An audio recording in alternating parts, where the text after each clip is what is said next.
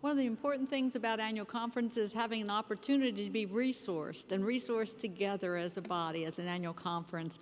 And so I always covet the Friday morning resourcing time because it's a time for us to learn something and hopefully you'll bring it back to your churches and resource them. So I deputize you all to use this wonderful information because our speaker today is none other than Dr. Eric Law, who's also a reverend, an Episcopalian priest, who founded and directs the Kaleidoscope Institute of Los Angeles, California, which provided anti-racism training for the Eastern Pennsylvania Conference Cabinet in 2016.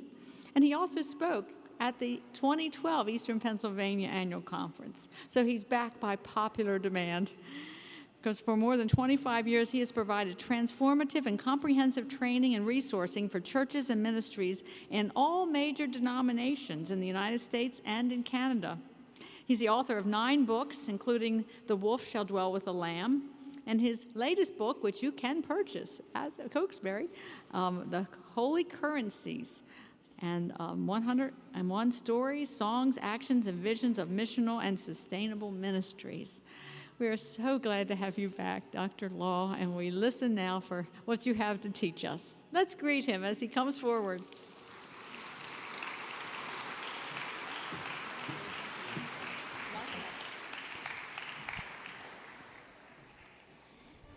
Good morning.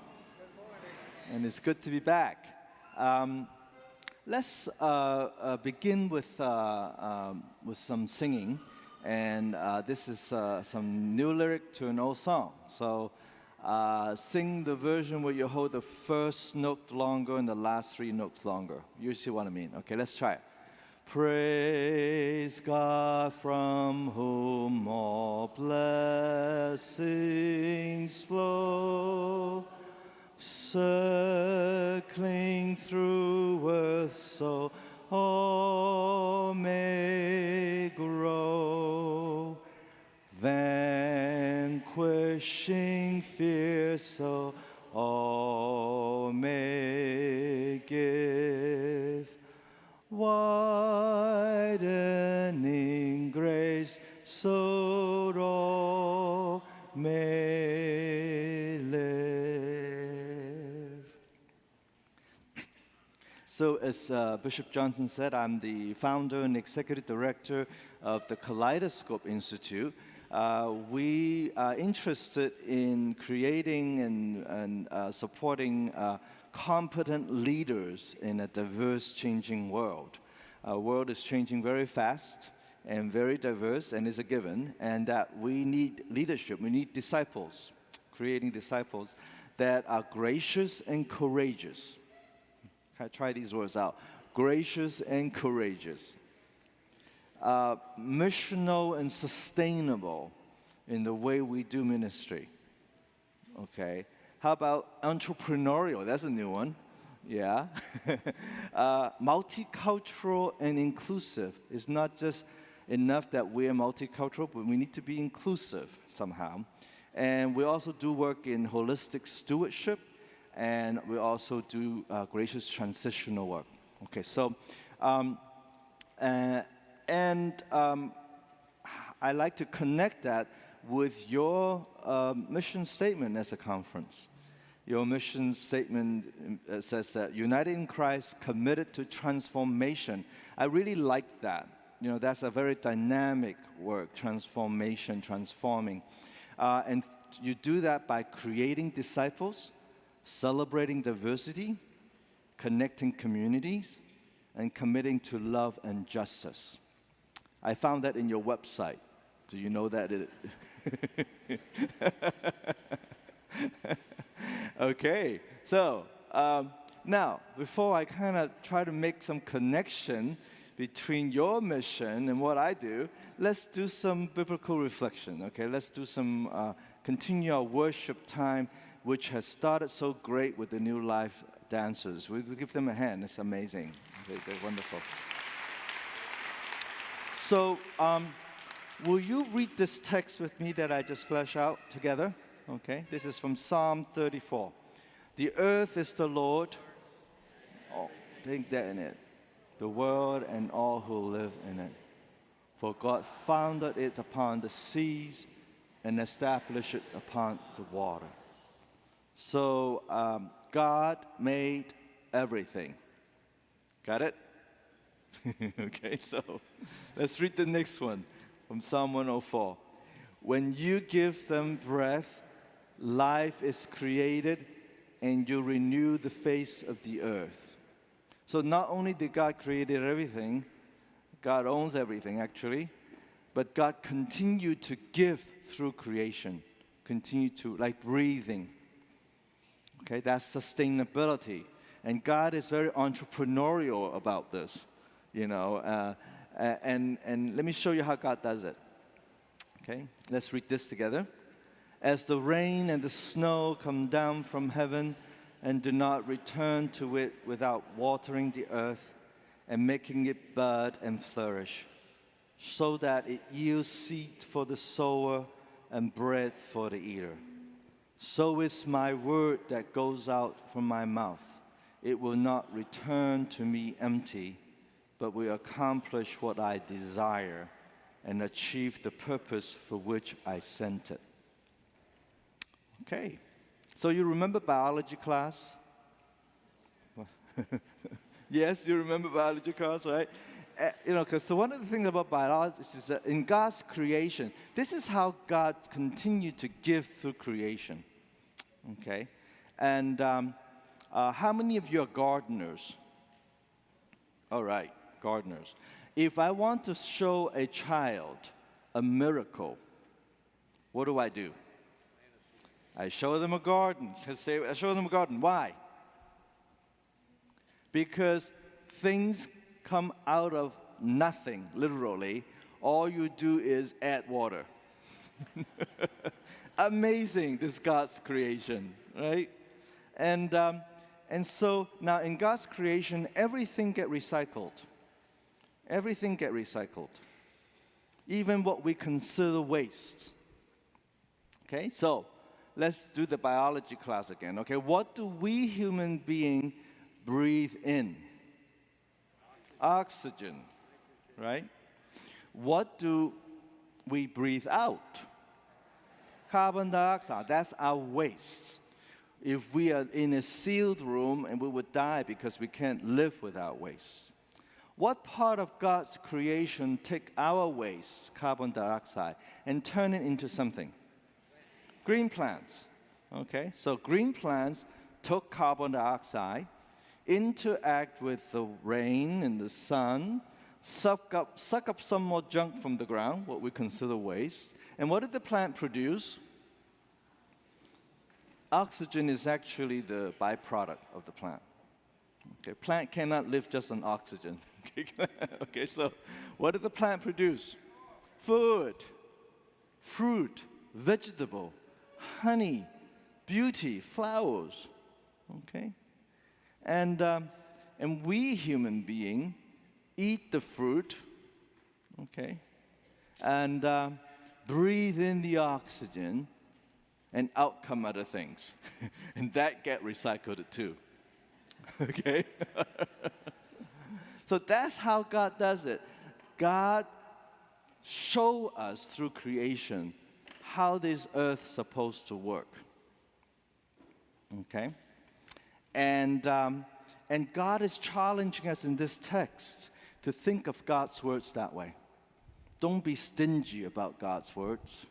God's words is like water. It flows through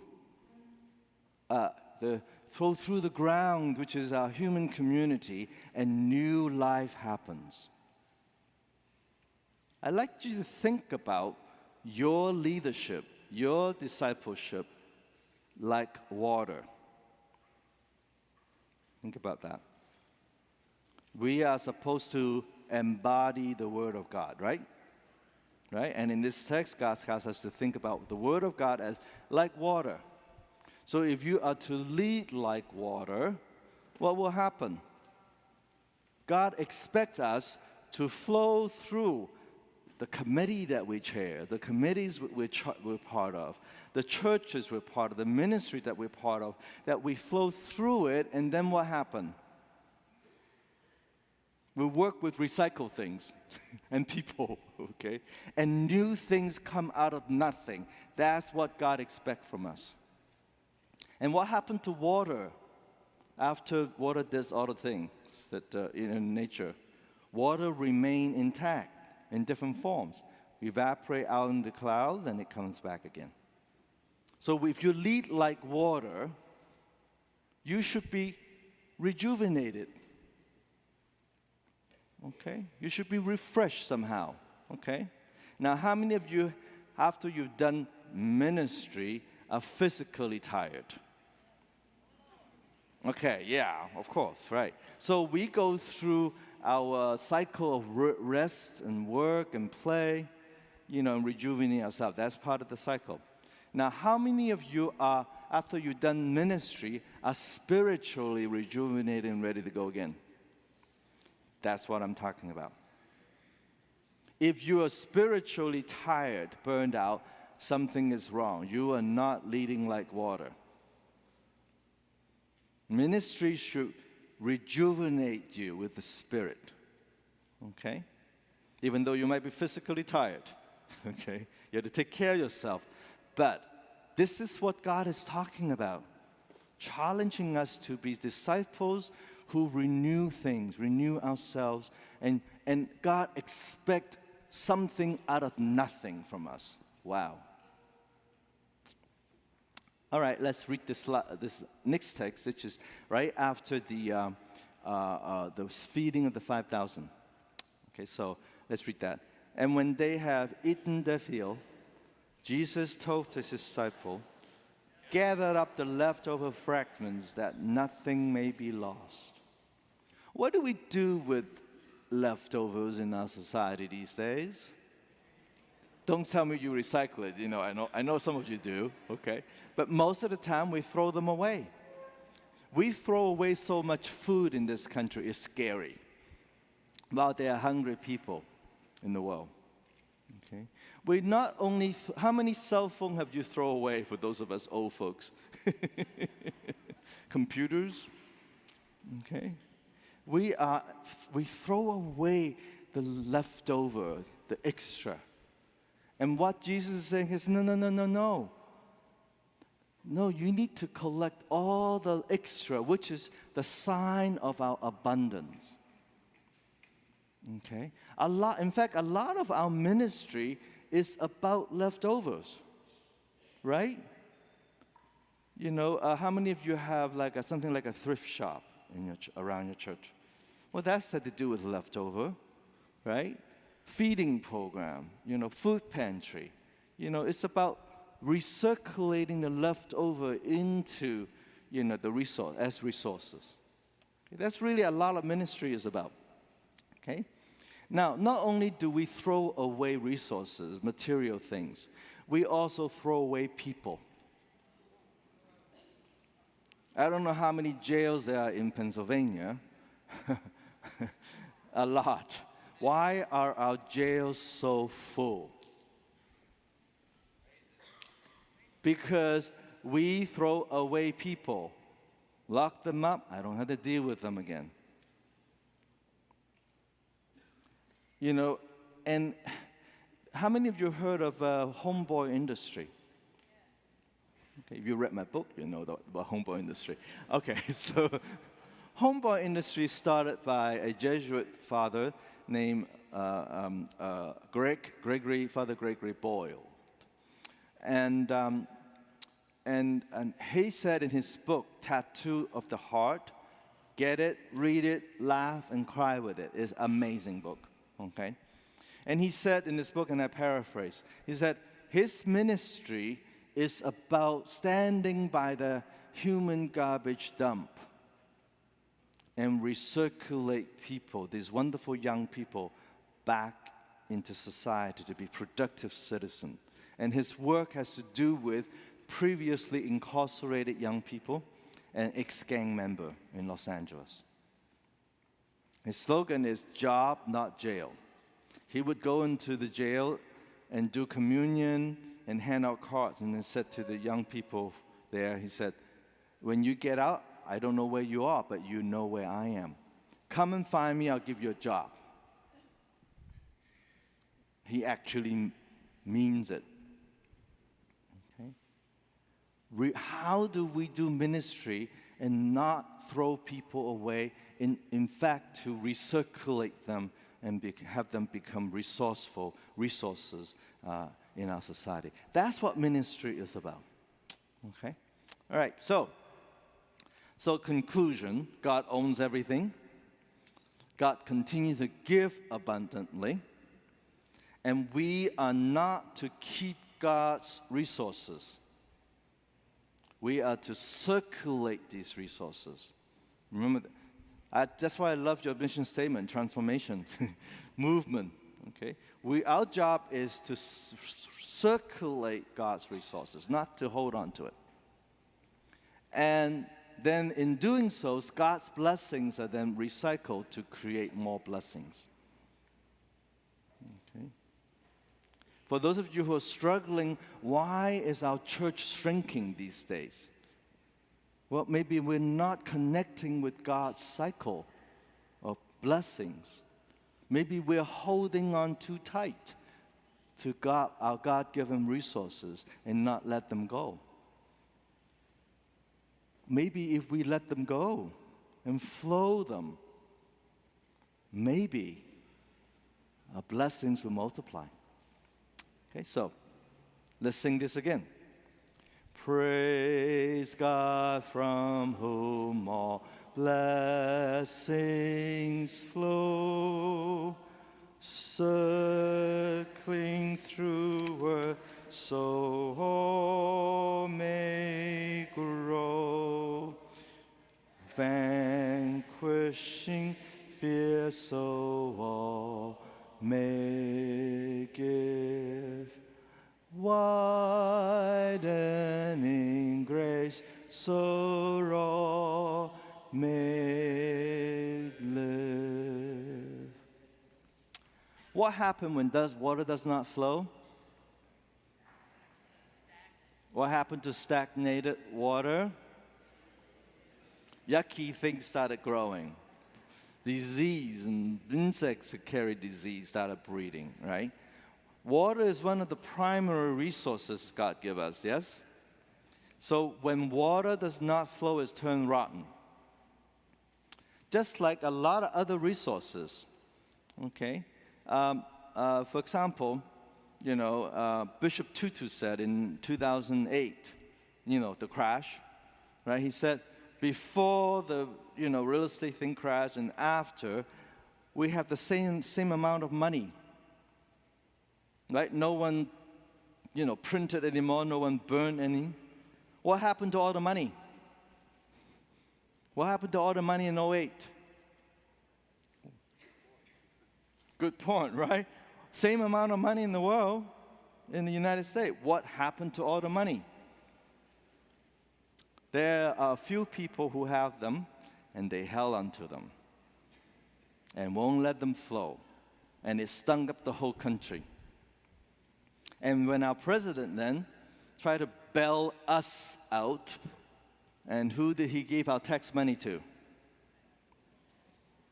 The bank, who kind of started the problem to start out with, right? So what did and what did the bank do with that? They held on it too longer and stunk up the country some more.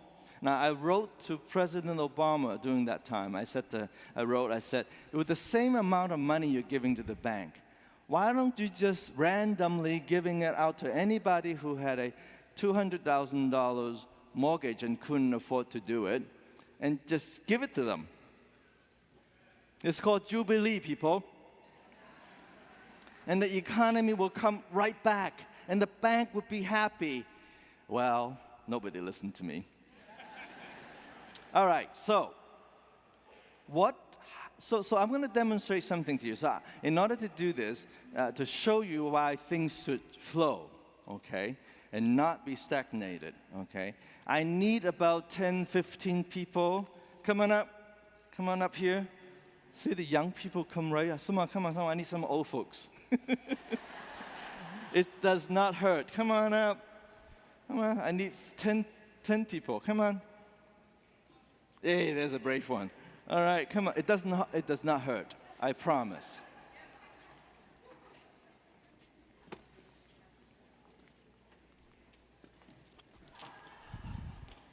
I said 10.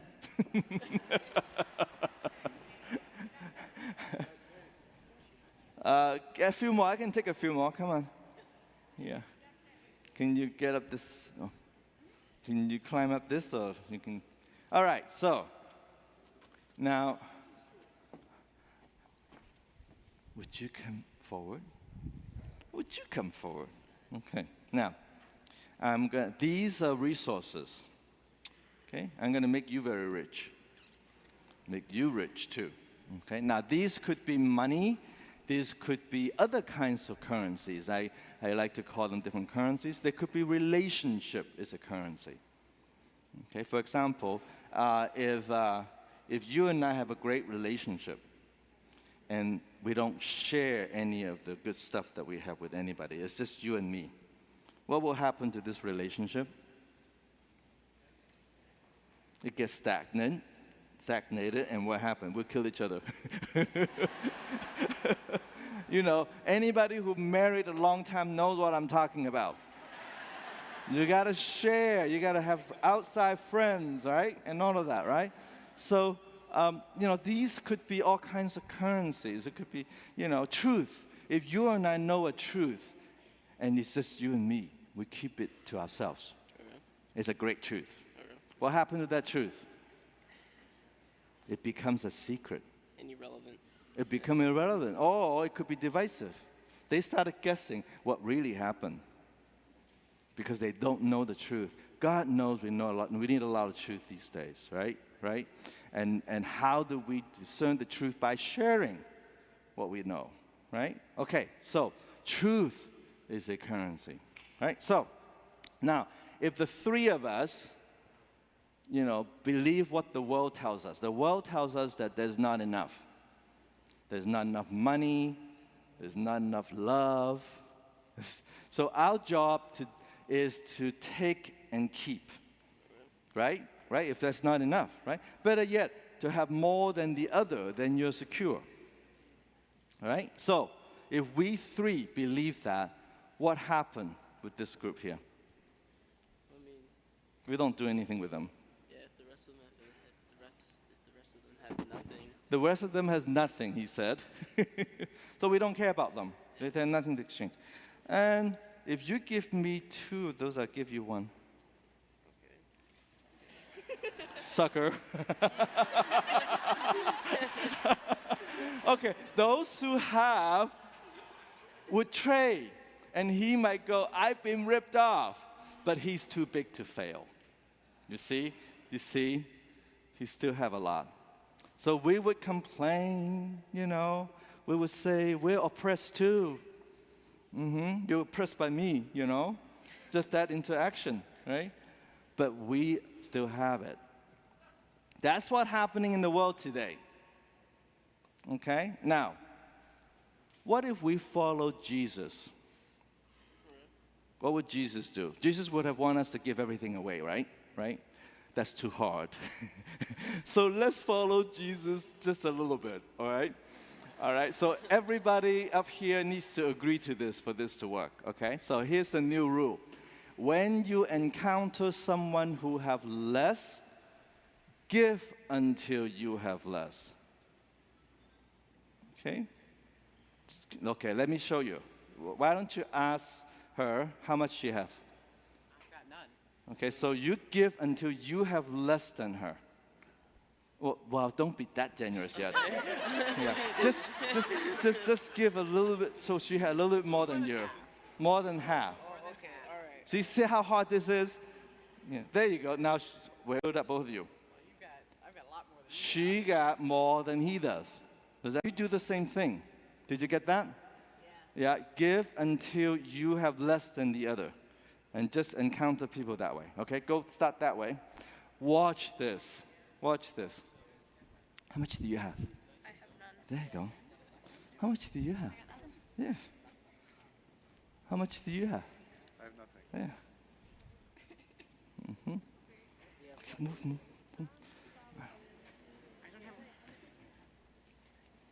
And you said that you said keep moving, yeah.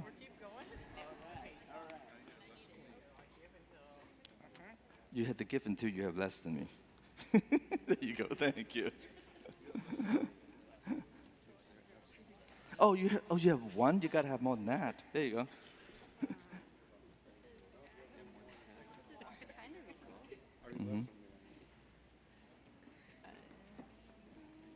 Oh, back to you. Keep going. I got a lot more now. Oh, thank you. Don't have to count exactly. So. Thank you. Oh, thank you. Thank you. Move this way so people can see what we're doing. You have less than me there. I did. Thank you so much. Oh, thank you. How much do you have? I think I have more than you.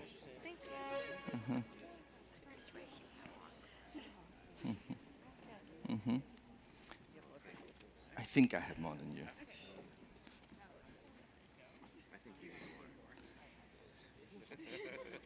How much do you have? I don't know. Measure in stacks. I have 5. You have more than me. Yeah, I do.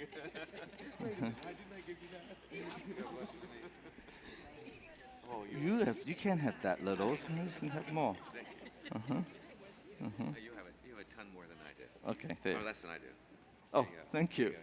You see what's going on?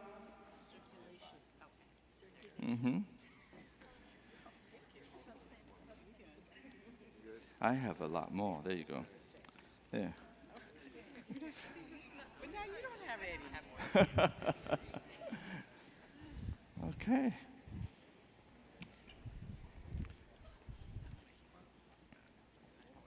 Interesting.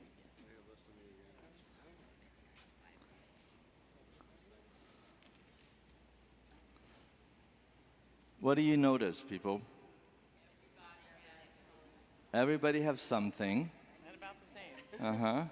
All right, so let's stop for a moment, okay? So I'm going to ask you, what do you notice as you were doing this? We started with 3 very rich people, yes? And then within a couple minutes, okay, so what happened? What did you notice? Wait, We all increased. is this on? Hello? Yeah. We all increased. We all increase, okay, what else do you notice? I began to feel guilty that I need to give a little bit more to other people. Did you hear that? She began to feel guilty that she had more, so she needs to give. What else do you notice? There was joy in giving. There was joy in giving. Okay. Can I quote him for our next stewardship campaign? What else did you notice? Same thing, that a lot of people actually went to give when people had less. People want to give, when, you know. We sought out those who had less than us. We sought out those who have less than us. What if we do that in real life? It'd be wonderful. What would every one of our church do that? Sort out those who have less. What else did you notice? At the end, everybody kind of had a rough amount of the same amount. Okay, everybody has, well, not about Well, the no, same, like- but they like keep exactly. but it Enough. still keep moving, right? Yeah. We have enough. What is enough? That's a good question, right? How about back here? Anything? We got to communicate with other people and make connections. Okay, while you're giving and receiving, you get to communicate, make connection. Everyone was always happy by just talking and make sure someone has more than one person. Okay. So everybody is happy. Just think about this. What is the rule? What is the new rule that I set up here? Give until you have less. And everyone is happy. How did that happen, right? What do you wonder about? Having done this, I wonder about what? Why can't we as Christians experience this on a daily basis? Good question. Why? How can we put it into practice? How In can we what put it ways? into practice? Right. You have a wonderment? I wonder how you know what is enough. Ah, that is a question for us living in the U.S. You know, sometimes we're told we never have enough, but really, what is enough? That would be a very good question. Other wonderment? Yeah. How can we get this started in our communities? How can we? I like her. She's practical. How can we get this started? Okay. Other thoughts before we send you back? Yeah. I wonder why people in the church think that it just happens automatically. Well, we just gone through Pentecost. You know, the Spirit comes and we does it, right? No, we got to do something, right? That's what all the dinner Jesus had with people when Jesus was with us, right, on earth. You know, Jesus was teaching people. That's why we need disciples to get things started, right? Other wonderment, yes. It proves that the saying less is more. Less is more. It's better. Did you turn around and look at that? Less is more. Paradoxical, isn't it? Now you understand why Jesus asked the rich young man to give everything away. And he couldn't see beyond that first giving away. If he had done that, what would happen? He would have been part of Jesus' community, and he will receive so much more. But because he held on, he walked away sad. So let's not walk away sad, okay? Let's walk away happy, rejoicing. And I don't have enough bookmarks for everybody, but I'm going to ask you to just spread them around. There are different ones. There's one called Building Bridges, one called Holy Currencies, and Stewardship, and so on, okay? So go and rejoice and give and be happy, okay? Let's give them a hand.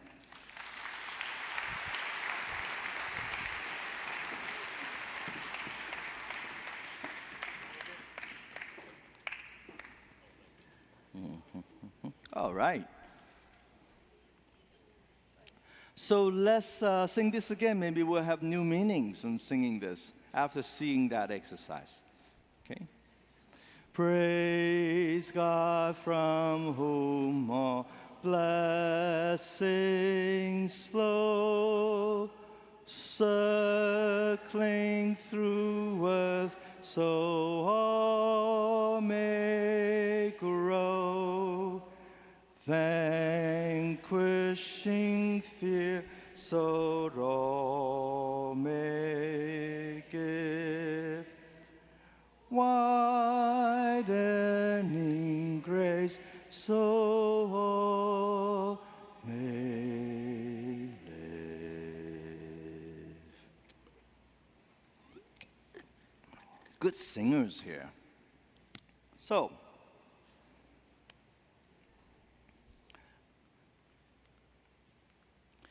I'd like to just talk quickly about what makes a sustainable and missional ministry. Okay, so what is sustainable means that not just money sustainable, right? Even though a lot of our churches are struggling with that, right? But sustainable in terms of spirit, in terms of energy, in terms of leadership. How many of you are struggling with the same 5 people doing everything in church and complain about everybody else? That's not sustainable, people. Okay? That's what is sustainable, right? Let's just think about that, right? Sustainable means it can continue somehow, okay? To keep things flowing. That's another way to think about sustainability. Missional means being able to connect with people outside our church faith community, people who don't know anything about Christianity or church, people who may have been hurt and rejected by church before. That's what we mean by missional. It's different from, I make a distinction between being missional than being evangelical or being, evangelism. As people think missional often go right to, I have to witness and tell people about Jesus. I don't know about Methodists. Episcopalian are too cool to do that. Okay, so We're afraid of just go and talk about Jesus. No, let's not go there yet. Let's not get to our things that we're afraid of. Being missional simply means, do you have relationship with people in your neighborhood, Christian or not? Do you know the people in your community, or do they know you exist? I was working with a church, and they finally got to fix the sign outside the church. So they got a ladder so a young couple walked by, and he said, "What are you doing?" He said, "Oh, we're fixing the sign of our church." And the young couple said, "This is a church? We thought it's an elderly home." And they live right next door. Does your neighbor knows you? Know the things that you're doing in the community. That's what we mean by missional. Okay? So I spent a lot of time thinking about what makes a church both sustainable and missional, which is the ingredient that makes a church thrive today. Okay? And I began to research and try to figure out what are the elements that makes a sustainable and missional church. And what I come up with, and I was just talking to a doctor of electrical engineer. Where are you? There he is. I was an electrical engineer before I became a priest. And so when I was working as an engineer, I was a system designer. I was a process system designer. That means I designed system that worked. That works, okay? If it does not work, and if it's a computer system, we debug it, okay? Don't roll out anything that does not work, right? So my mind thinks in system that works. So as I listen to ministries and churches that are both sustainable and missional, I begin to see a system, a process of how it works. And this is the diagram that I come up with, this cycle of blessing, okay? And I can't make it bigger, but can you see it? Yeah. There are 6 currencies. I decided to call these elements that makes a sustainable and missional church currencies, because I like the word currency come from the word current, right? And what does current do? Flows, okay? And the 6 current, it had to have 6 blessings flowing through it. Currency of money, currency of time and place, gracious leadership, relationship, truth, and wellness. Okay? All right. Now, so a currency is defined as something that is in circulation as a medium of exchange. Okay, notice money is not in that definition. Anything that is in circulation as a medium of exchange. Before money, what do? We barter, we exchange all kinds of goods. Money is only a temporary currency of exchange. Money by itself has no value. It's a piece of paper. Today is a number on your computer screen. Money has no value until the moment you exchange it. And that's determined by the people who do the exchanging. Okay? So, for example, what's your name? John. John has a handkerchief that I want. A handkerchief? Okay? And I'm willing to pay him $3,000 for it. Why? Because he said it has Elvis Presley's sweat in it. Ew. And I believed him. So that my $3,000 has been exchanged to a handkerchief. My choice. Or I can decide to use $3,000 to feed 3,000 people. My choice. Money, we determine the value of money, not the other way around. I want to get that into your head, especially for those of you who are struggling with that, okay?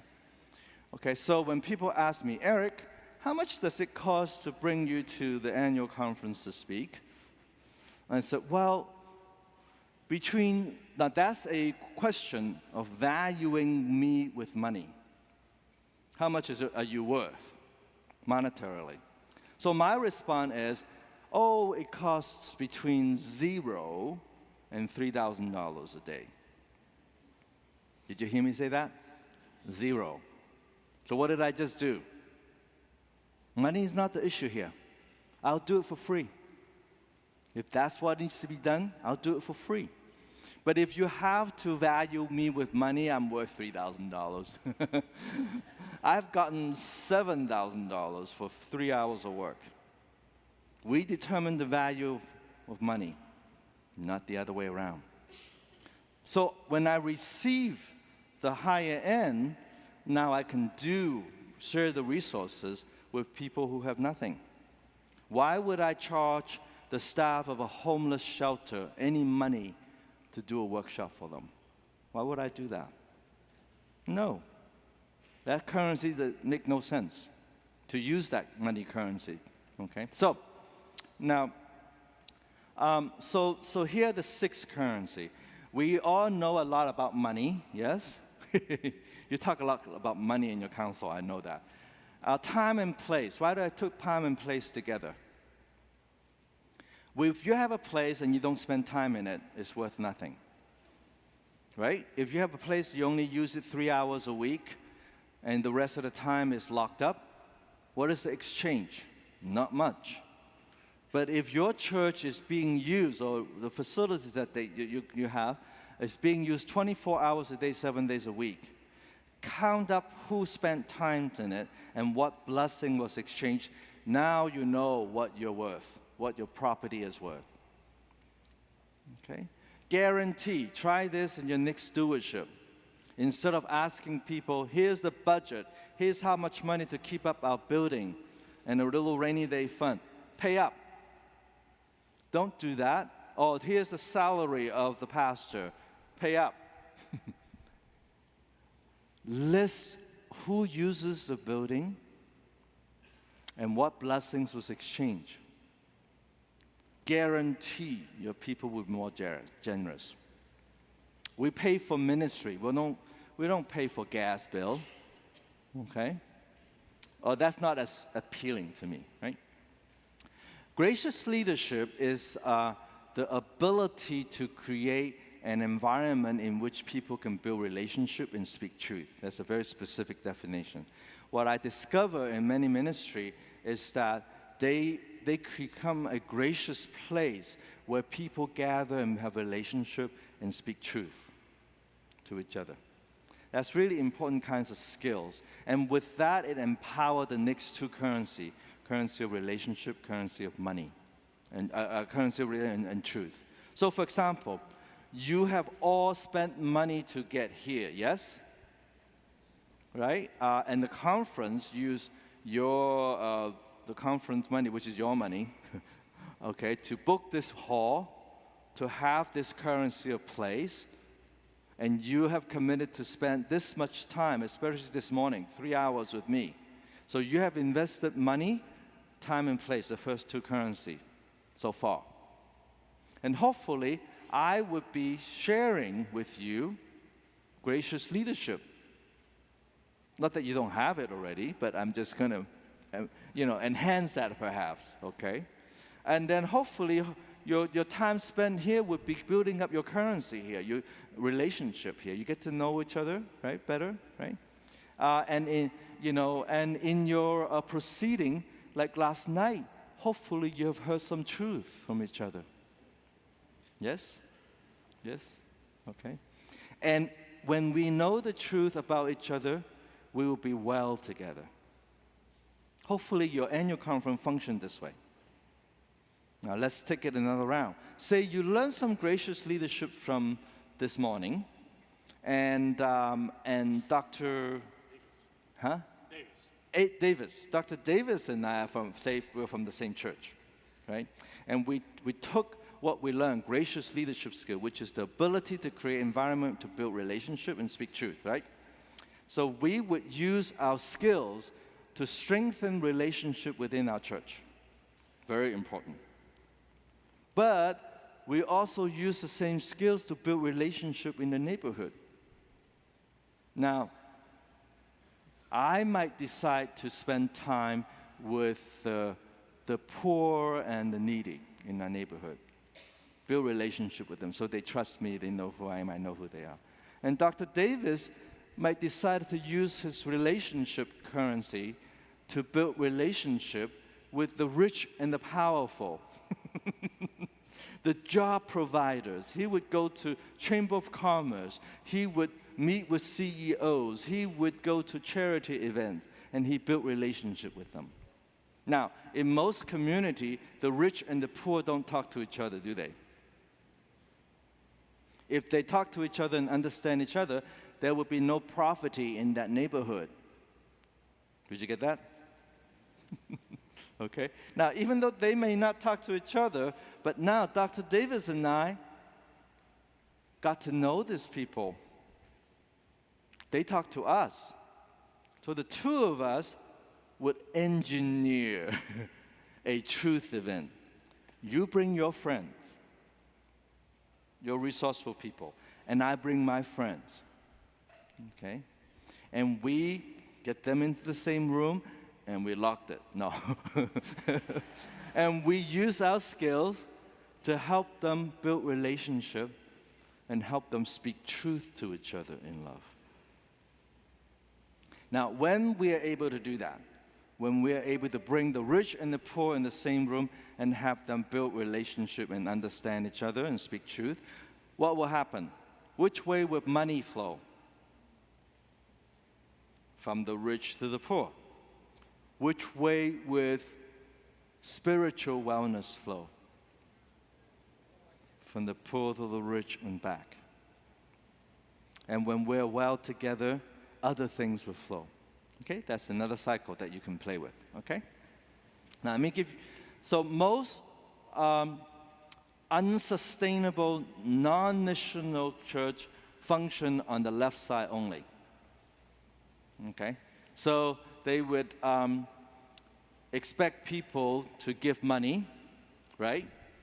And the money goes into propping up the building, yes? And pay for salary of staff. And the staff is supposed to come right down, keep us well. And we're supposed to pay up. It's the country club model. Not sustainable, not missional. A sustainable missional church needs to go all the way around.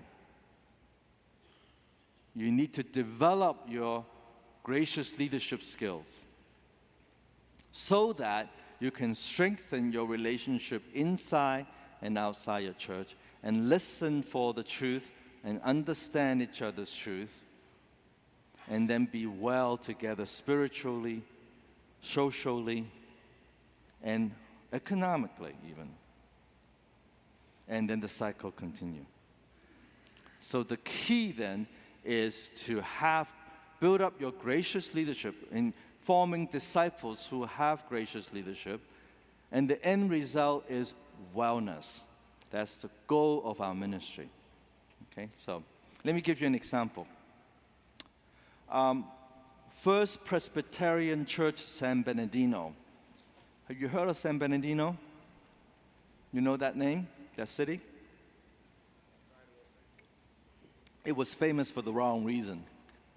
About 8 years ago, First San Bernardino as a city had declared bankruptcy. It's one of the top 5 poorest cities in the U.S. It's about 80 miles from Los Angeles. Okay, and First Pres is a church right next to San Bernardino High School. Okay, now I was doing a workshop for the church, and I said, what have you heard about the truth in the community? And they really wanted to help the children next door. Okay, do something at the school. So that year, they read a newspaper article that says the graduation rate at San Bernardino High School was really miserable. It's like 27%, something like that. That means 3 out of 4 did not graduate. And at that time, First Pres just inherited about $100,000 gift, okay, and a bequest. And they want, instead of just paying off debt or whatever, they want to invest that money into the school somehow with the children. They said that's not acceptable. That's a truth that tells us our children are not well. We want to do something about that. So they asked me to help, and I said, what idea do you have? They said, well, we have a nice room here. We can fix it up, put new computers in it, and the children can come after school, and we can tutor them and be chaperone and be loving adults to them. Wouldn't that be a great idea? You think that's a great idea? Yeah. I said, not so fast, right? So what they have was, if you look down, they have the currency of money, yes, and they have a little bit of truth, okay, and they have time and place. They're kind of retired and have time, and they want to volunteer the place. What's missing here? Relationship. Thank you. So the first question I asked is, what kind of relationship do you have with the school? And they kind of look at me like, are we supposed to? And I said, well, we need some truth, and in order to get that, we have to have relationships. So I'm going to give you 6 months to get to know the people in the school, okay? And so I walk away, and I said, 6 months, I'll come back and see how you did. So 6 months later, I show up at the meeting, and in the introduction, there were 2 people I didn't know. One was the principal of the school. The other one was the wife of the district superintendent for the school. And I said, how did that happen? Why are they sitting here, right? They said, well, after you left our meeting 6 months ago, we got our courage up. We went to see the principal, and we walked into the principal's office and said, we're from next door. We're not here to proselytize. Very important. We are here because we care. We heard about the student from the graduation rate. We're not here to judge. We're here to help. What can we do to help? So the principals literally bring out a list. You want to help? Here's what we need. We need some safety ambassadors. That means volunteers. That's a California program for safety for the kids. And so 2 guys says, yes, we'll do it. We'll volunteer for that. We need a space for the women the girls to honor their teachers. Well, we have a hall. Our worship people can teach them how to decorate the place with flowers and so on. Done. During exam time, the student often feel alone, no one cares. So if you guys can write them personal cards wishing them well, that would mean a lot. So that spring, they handwritten 600 cards. And they got a local food company to donate snack food, and they put the card and it delivers 600 of these to the children. Now they got to know the counselor, some teachers. So by the time I arrived 6 months later, the principal was coming to every meeting. See what she can get out of the church. And so now I said, now we're ready to talk. We have the currency of relationship. Let's talk about this idea that you have, right? That present the idea. And the principal and the counselor says, no, that no student will come to your church after school. All we see is one big no. No littering, no, graffiti, no sitting around. This place is not very welcome to our children. Did you know that? So they said, the best time to do this is Monday morning, 8 o'clock at school. Now, how many of you have actually thought about doing that? Okay. They would have never thought about doing that because they didn't have the relationship, and they didn't have the truth. So because they build a relationship and they know more truth, they readjust the time and place. Okay, food is still important. So the way they're going to do it is that they will bring breakfast on Monday morning, 8 o'clock, and the principal will give them a classroom for an hour. That's all they have to meet with the children, to provide stability, to help them discuss life skills. So as they move toward January, when we're going to start, they got really nervous. What are we going to do in that hour? We don't know much about these kids. We can hardly do the squeezing and the stroke thing on our phone, right? So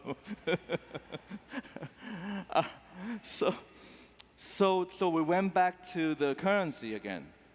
Okay, we have truth, we have relationship, we still are dealing with wellness, we have money, we have time and place. What's missing?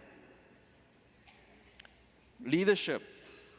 So I provided a day-long training for the adult who wants to do this. And now they have a curriculum they can follow. They know how to be gracious and lead and create a space where the children can build relationship and speak truth. Now they're ready. All the currencies are in place. And so they show up at the classroom and twirling their thumbs, who's going to show up? Sure enough, the children showed up. Why? Because the principal thought that this is such a great program that she's going to make sure it's a success. So she handpicked 12 kids. You will go to life skills.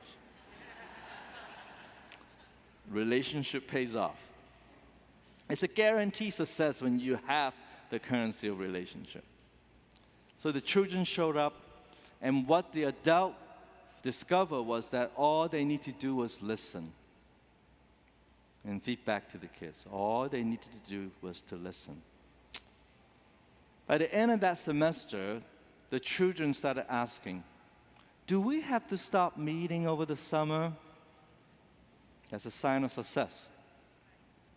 And the adult says, oh, no, we can schedule some meetings during the summer. So they have they took the children out to eat, showed them how to eat properly.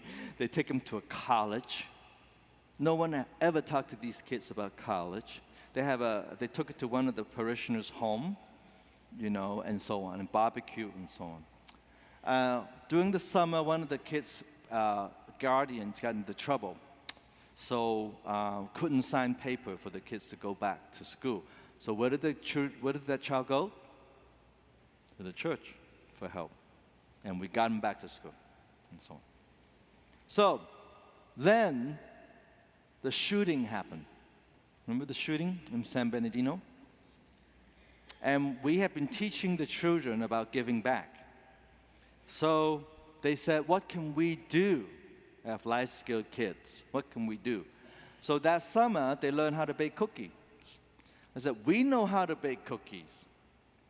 So they decided on their own that we will set aside time and make cookies, and when that building where the shooting happened reopened, they will bring cookies and gave it to every office.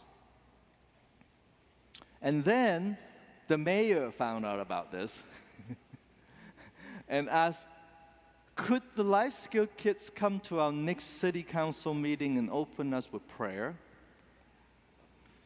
Now, so far we hadn't talked religion at all, okay? We were just there to listen to the kids. So how are these kids going to learn how to write a prayer? Where do they go? A church. So they work on creating a prayer. They delivered they went to the city council. And then the LA Times heard about this. Then the LA Times came and did a video and a story on them, and it continued. We're into our third class. We just graduated our third class. Pentecost Day.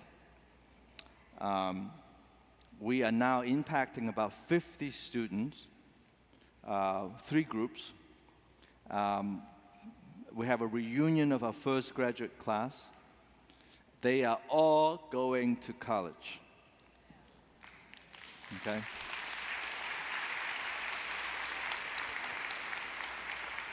So, that's how the currency works. You need all 6 of them. Okay? You need them to flow. So how are the currency flowing in your ministry? Anything missing? Okay, so we're going to talk about, give you a little bit of 3 currencies for the rest of the morning. Okay, so, and so the materials are in these 3 books. I wrote 3 holy currency books. The blue one is the original, which laid out the original theory and practice. Holy currency exchange are stories. So Life Skills Circle, that story I told you, is in that book. So you get to see how the currency actually works. It has music, it has all kinds of cool things. And my newest book is called Drawing on Holy Currency. It's full of drawings. You're supposed to color them, and it has 52 weeks of activities that you do. So this is it's called Awesome, Amazing, and Animated Activities for Stewardship. And this is one of the pictures. This is week number 36. Can you read that? So this is like a Jeopardy thing, right? My nephew did all the drawing. Okay, so I'm not that good at that. So on the board it says livable wage, affordable housing, healthy food, loving neighbors, healthcare, clean environment, access to education and transportation. So one will go buzz. What is anti-capitalism? The other one says, what is Canada?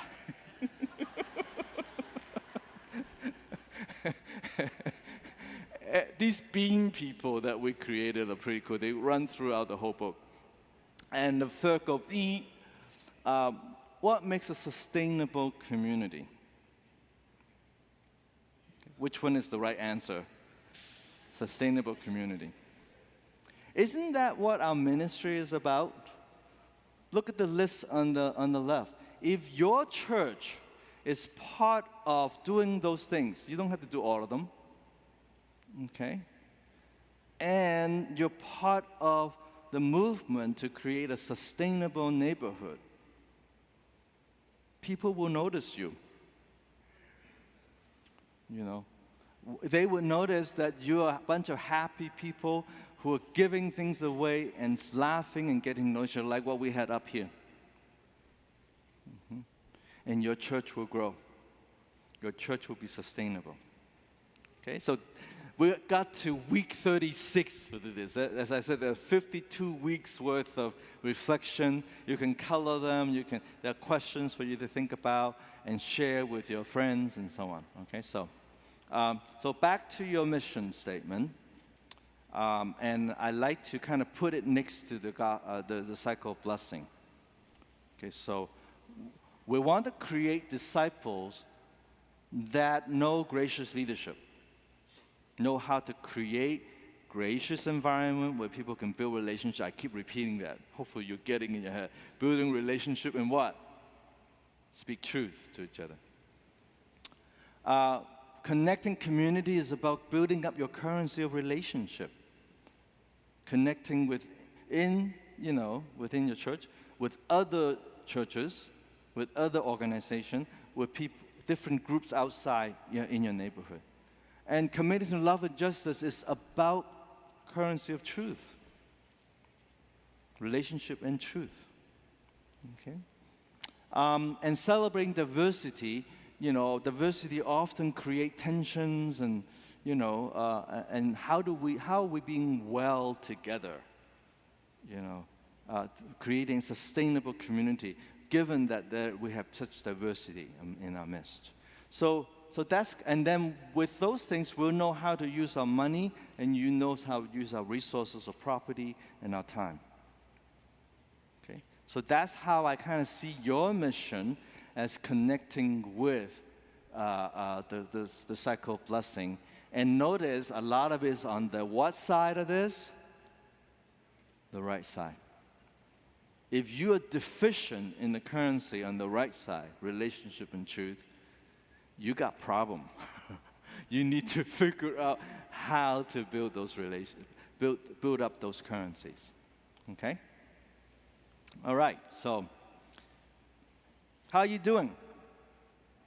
You doing all right? Okay. So as I said, gracious leadership is the ability to use skills, models, process to create gracious environment, to build respectful relationship, and discernment of truth across our differences. Okay?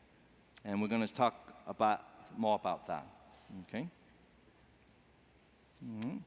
Now, let me get another group of people and do something fun here. Okay? So, can I have this table? Can you, if you're willing and able, would you come up, and would this table come up if you're willing and able? Where are my young people? Oh, young people, come on up. Yeah. I need a few more. You know. How about add that table to it? Can you come too? Yeah. Uh-huh. And adding, you're very shy about volunteering here. Let's keep things flowing. Can we get a few more? All right. Come on. All right, good. Thank you. Now, can you see? Oh, that's good. Now, what we're going to do is, as you notice, I don't just give talk. Okay. If I have, I usually give workshops 3 days long, and we do a lot of activities. So we're going to ask this group here to create a human sculpture. Using your body to create a sculpture, right? And I want you to give me a sculpture that depicts a tight, loving community. What would that look like? You can talk to each other. Tight, all of you, creating one sculpture. Tight, loving community.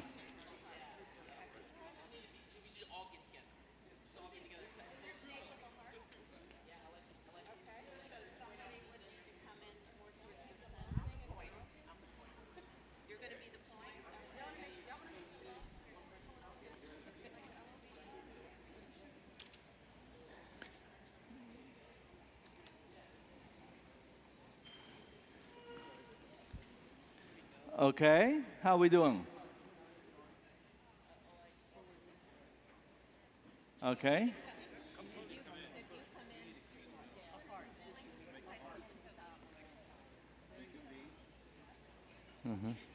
All right, so they're making a little heart-shaped thing. Okay, so can I freeze you for a moment? Okay. So, can I have Bishop Peggy? All right, so don't move. I froze you for a moment.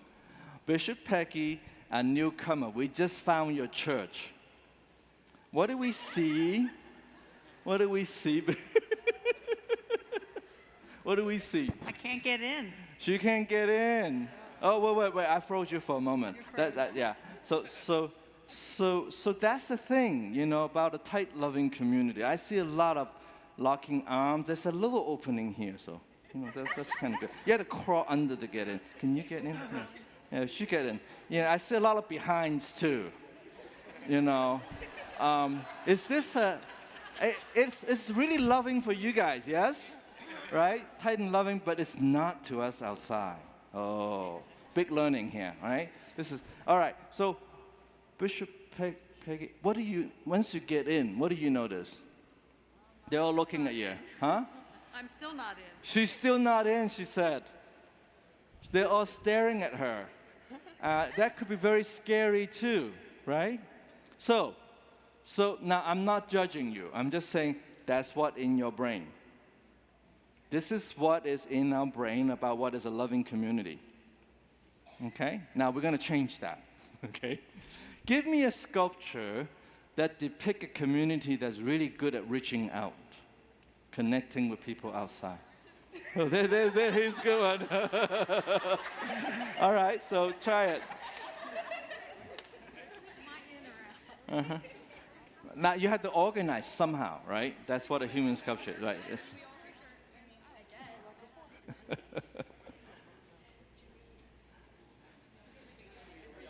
uh-huh. Yeah, yeah, she wants to go like that. Yeah. Oh, we're getting closer. All right. So okay. All right. So we got a good track. Let's freeze you for a moment. Freeze where you are. Okay. Can I have a newcomer? Would you come? Okay, let's interact with this community that's really good at outreach, right? So let's interact with them. Hello.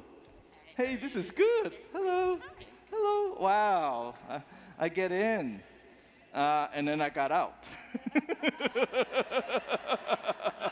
They caught me. All right, good. All right, so this is good, right? But my question is, what if Anna, right? What if Anna and I come from a real broken place? We just need a place to rest. We need that tight, loving community. Where will we go in this sculpture? Okay. Now, so give me a third sculpture that of a church that value both the tight, loving community for people who needs that, as well as reaching out. How would you organize yourself to do that? That value both the internal relationship and the external. What would that look like?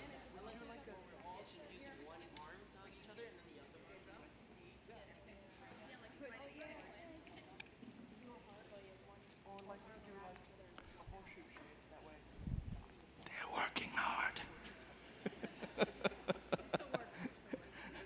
They had to talk about this. Notice this. Oh, you got a little chair in the middle. How cool. Okay. Did you see? All right. Let's freeze you. Now, by the way, you can be a dynamic sculpture too. Okay. So you can send groups out and so on. But this is kind of cool. Hello. Hello. Uh-huh. Oh, what's over here? This is your. Okay, I can sit. You can, or I can give you my seat. Oh, look at this! He gave me his seat. Ah. All right. So there's a real sense of warmth here. I sense that right now, and I would recommend that you have more multiple entry point. This is just like one entry point. What about those people back there? How are they going to come through? I would also invite you to think about really sending people out and supporting them somehow, right? A missional and sustainable churches is always messy, okay? And we often don't know what it looks like. And everyone's different, okay? Let's give them a hand. Thank you.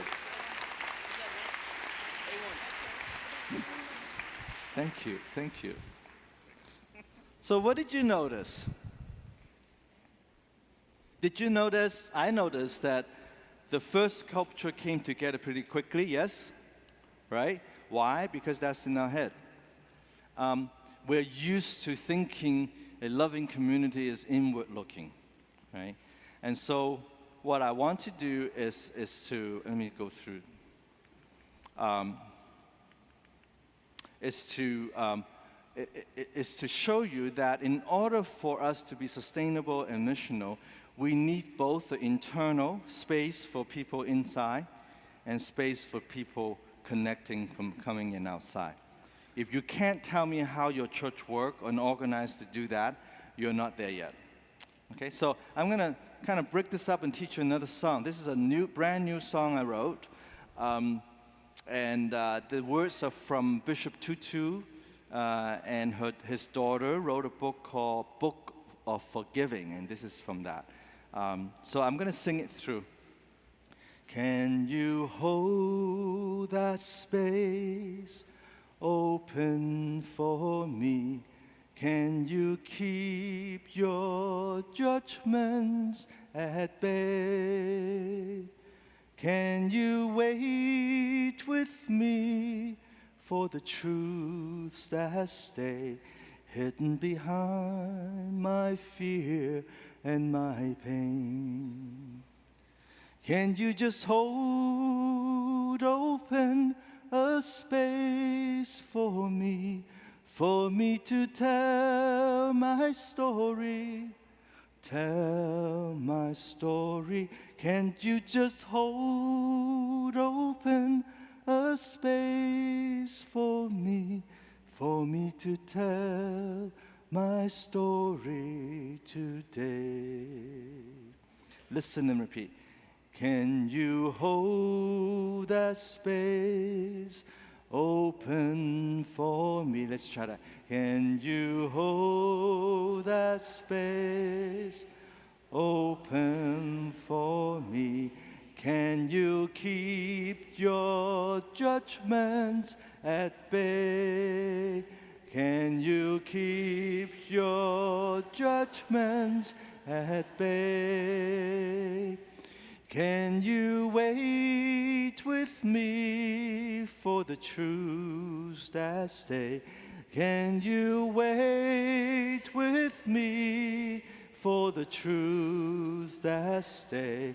Hidden behind my fear and my pain. Hidden behind my fear and my pain. Let's just do the first 4 lines. Can you hold that space open for me?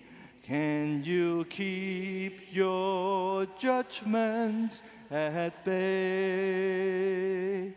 Can you wait with me for the truth that stay hidden behind my fear and my pain?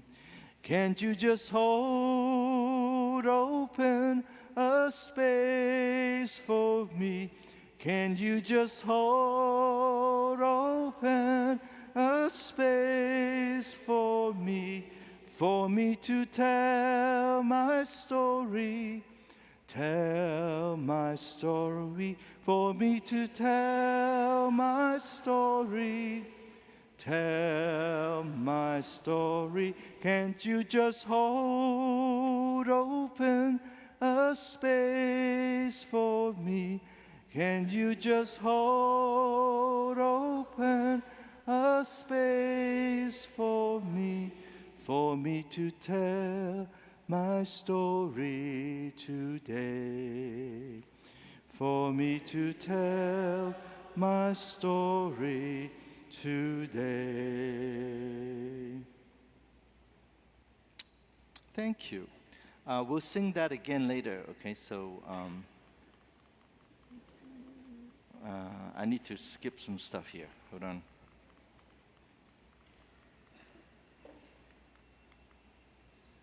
So I want to teach you some skills on how to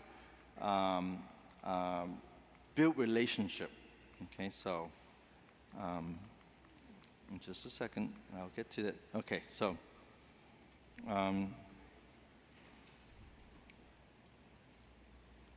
let me do something very quickly. So when I talk about currency of relationship, okay, I'm talking about both internal and external, like the sculpture that we just did. Internal relationships are the internal relationships amongst the members. Yes, that's easy. Okay.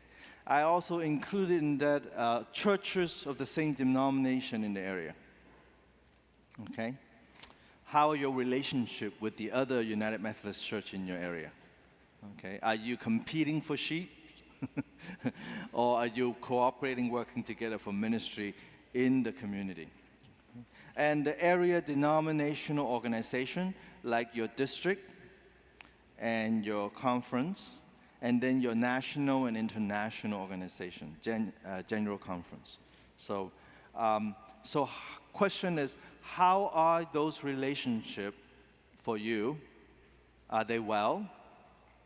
What are the exchange? That's the flow question, right? By having relationship be part of this annual conference, what's the exchange?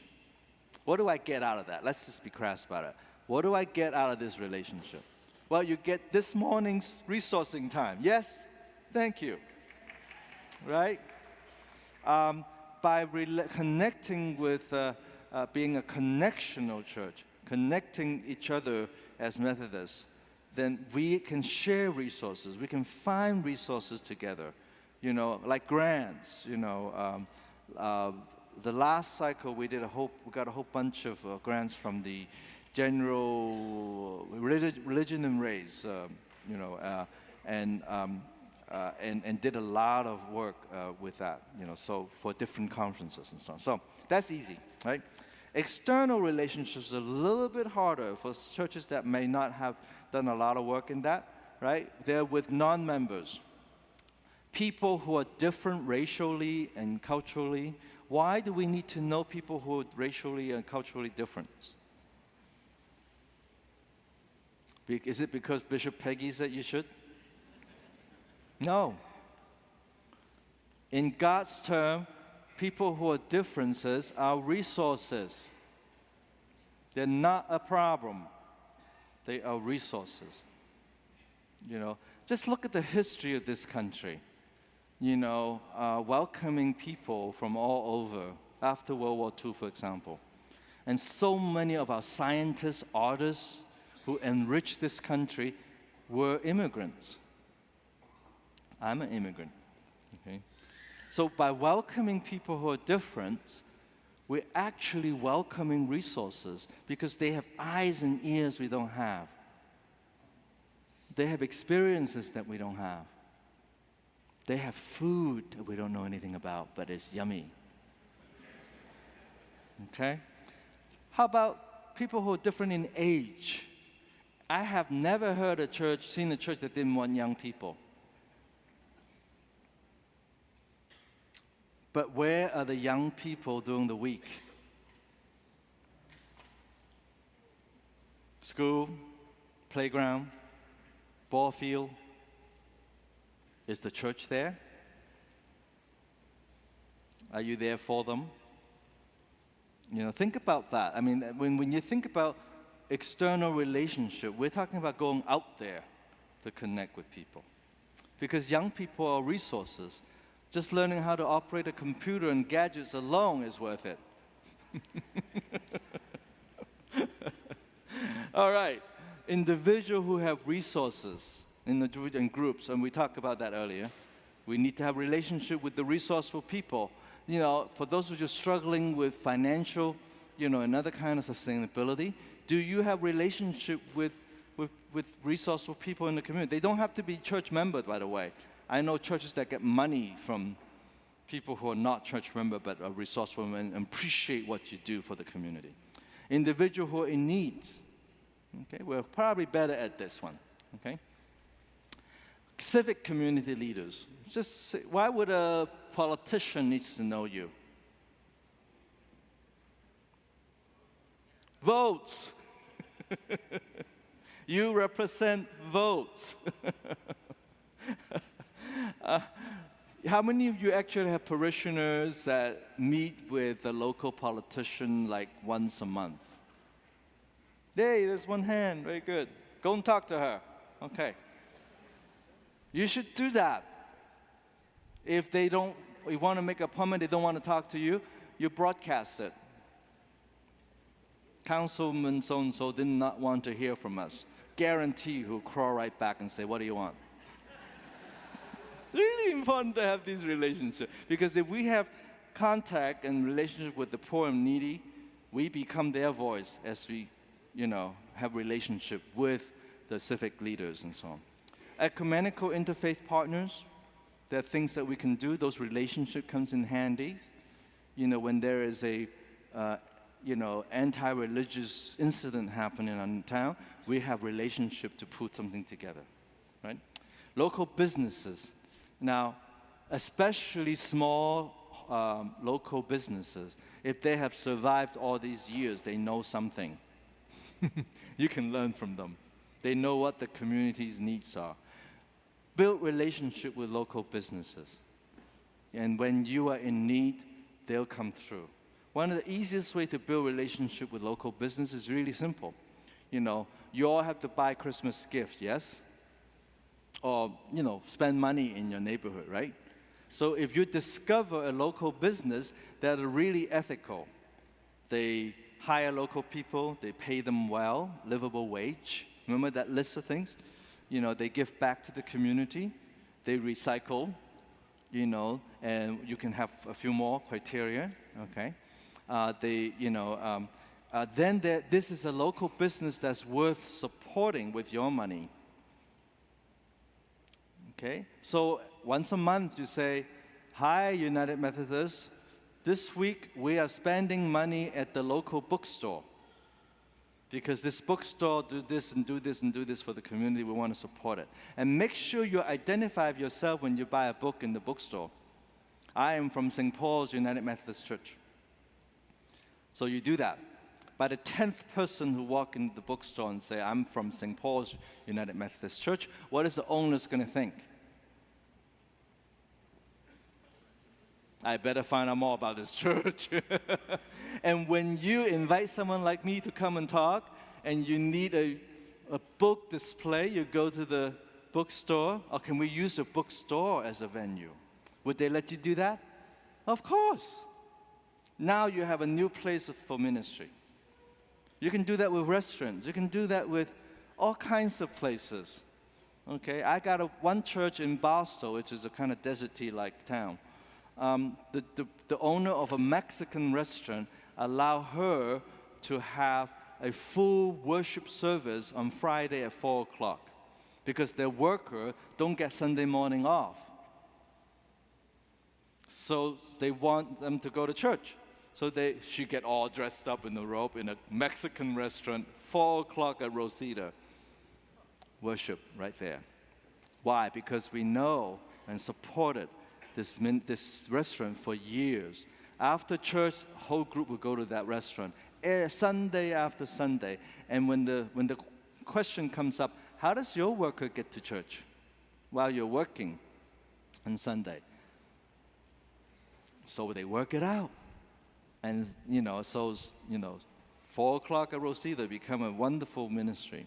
Okay, so local business, civic organizations such as, do you host Boy Scouts, Girl Scouts? Do you have a relationship with the Rotary Club? Or other groups that are doing good things in the community? You partner with them.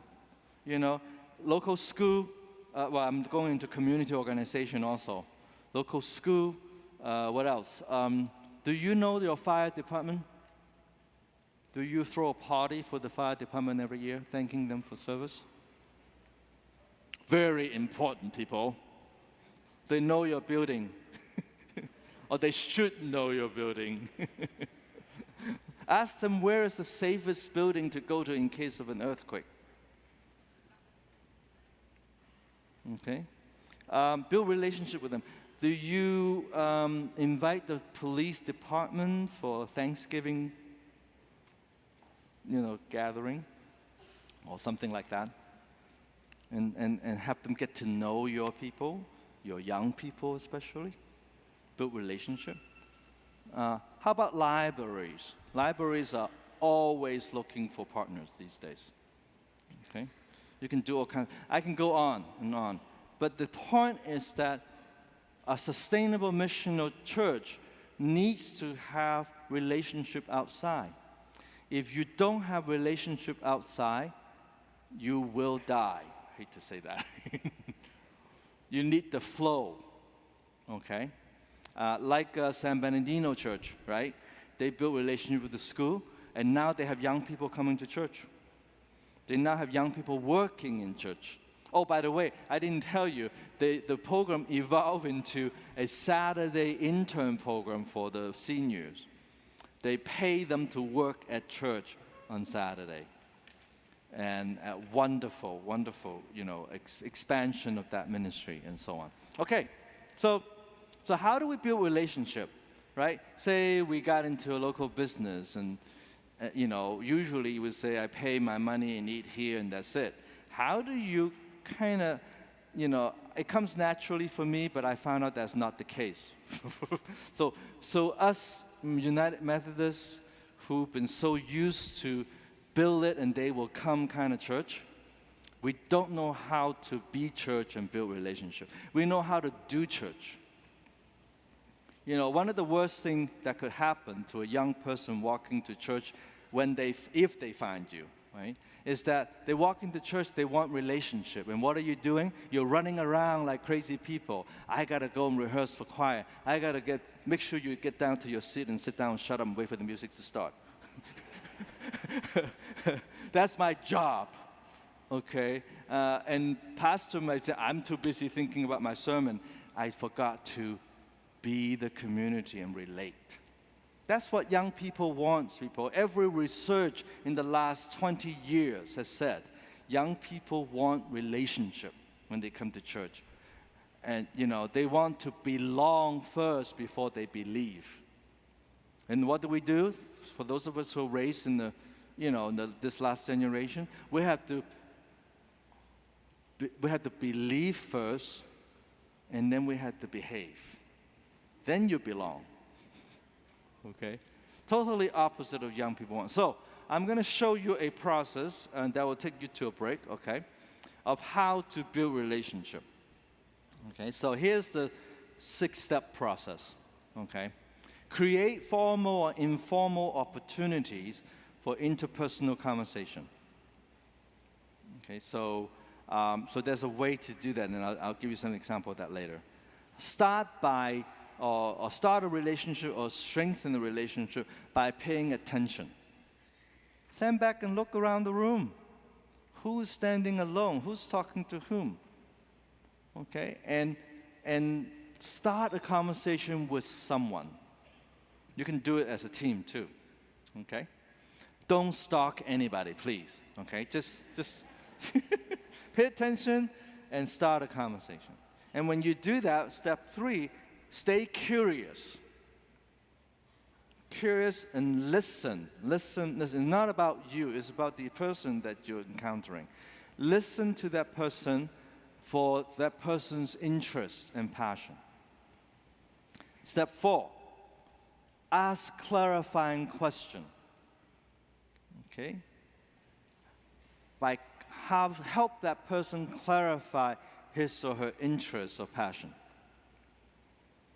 And then let that person know after a while that you have listened by feeding back. Okay?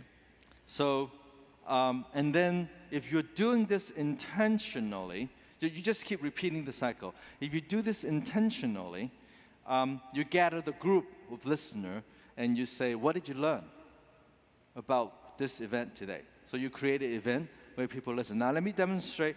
The key things here is to listen carefully and ask clarifying question. Okay, so I'm going to ask someone to ask me a clarifying question. Okay, anybody want to help me here? Somebody? Oh, there's a person who want to help. Good. All right, so I'm going to start by giving you a line, something about me. And you are to help me clarify my interest by asking a clarifying question. A clarifying question is a question that comes from a genuine curiosity. It does not make judgment. Sometimes we ask questions by judging, And it reserves judgment, and we seek information and knowledge about me, right? If I'm the person. Okay, so what are the 3 things? Stay curious, non-judgmental, seek information. Right? So you just encounter me, right? I'm the newbie. Okay? So I'll say, I really miss my college day. When were you in college? 1974. And what did you miss about That's a good one. being there? I said I miss my college. She wants to clarify. What did I miss about college? I especially miss the campus ministry.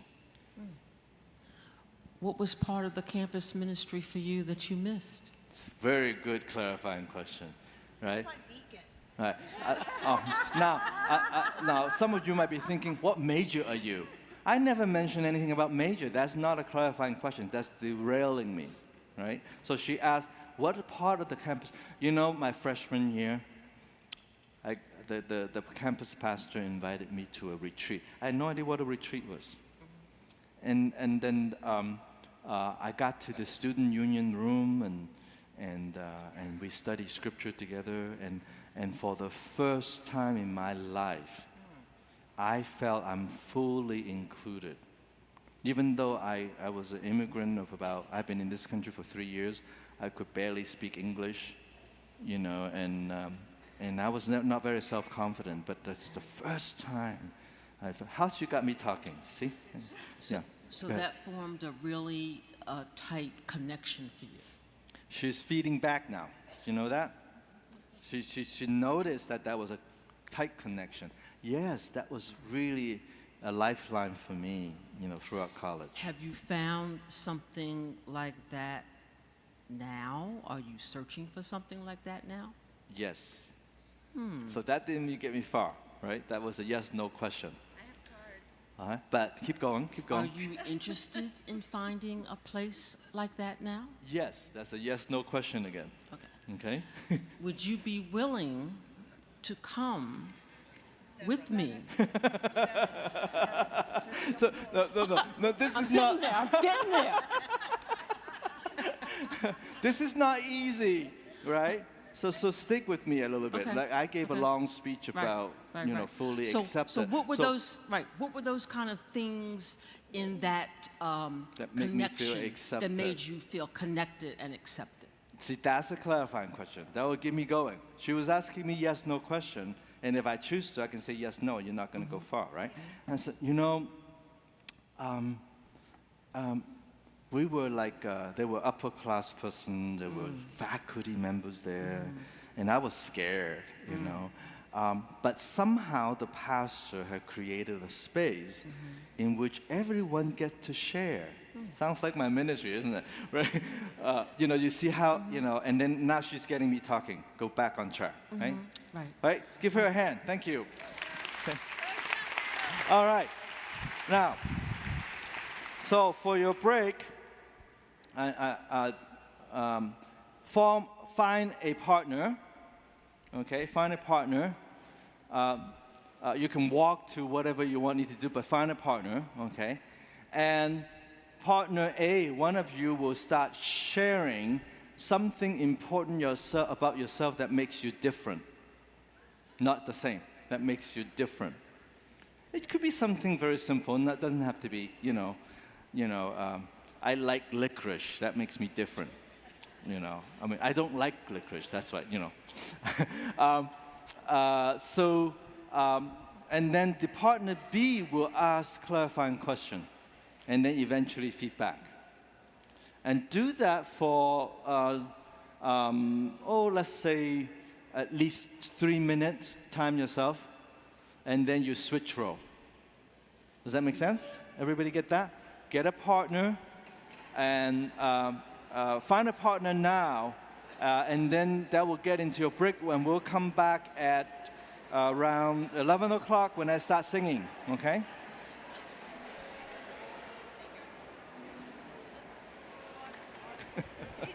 You are the embodiment of currency.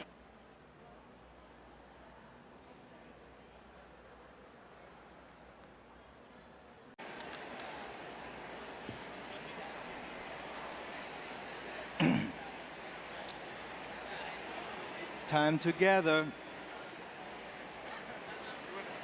Yeah. Can you hold that space open for me? Can you keep your judgments at bay? Can you wait with me for the truth that stays hidden behind my fear and my pain? Can you just hold open a space for me to tell my story, tell my story? Can't you just hold open a space for me to tell my story today? For those with me singing, raise your hands. Not too many. if you are singing with me, please sing it really loud so we can all gather with the song, okay? Let's be in order, please. And get your friends Please, to do this. let's come to order. Let's have some respect for our speaker. We've got some wonderful more things to hear from. So he's inviting you to sing along. So please sing along. Can you hold that space open for me? Can you keep your judgments at bay? Can you wait with me for the truths that stay hidden behind my fear and my pain? Can you just hold open a space for me to tell my story? Tell my story. Can't you just hold open a space for me to tell my story today? Welcome back. So, how many of you who did the exercise got to know one person and heard things that, wow, okay? Only take a few minutes. It only takes a few minutes, and if your attitude is one of being curious and listen, you know, and ask the kind of questions that help the person clarify, you will begin to build relationship, okay? All right.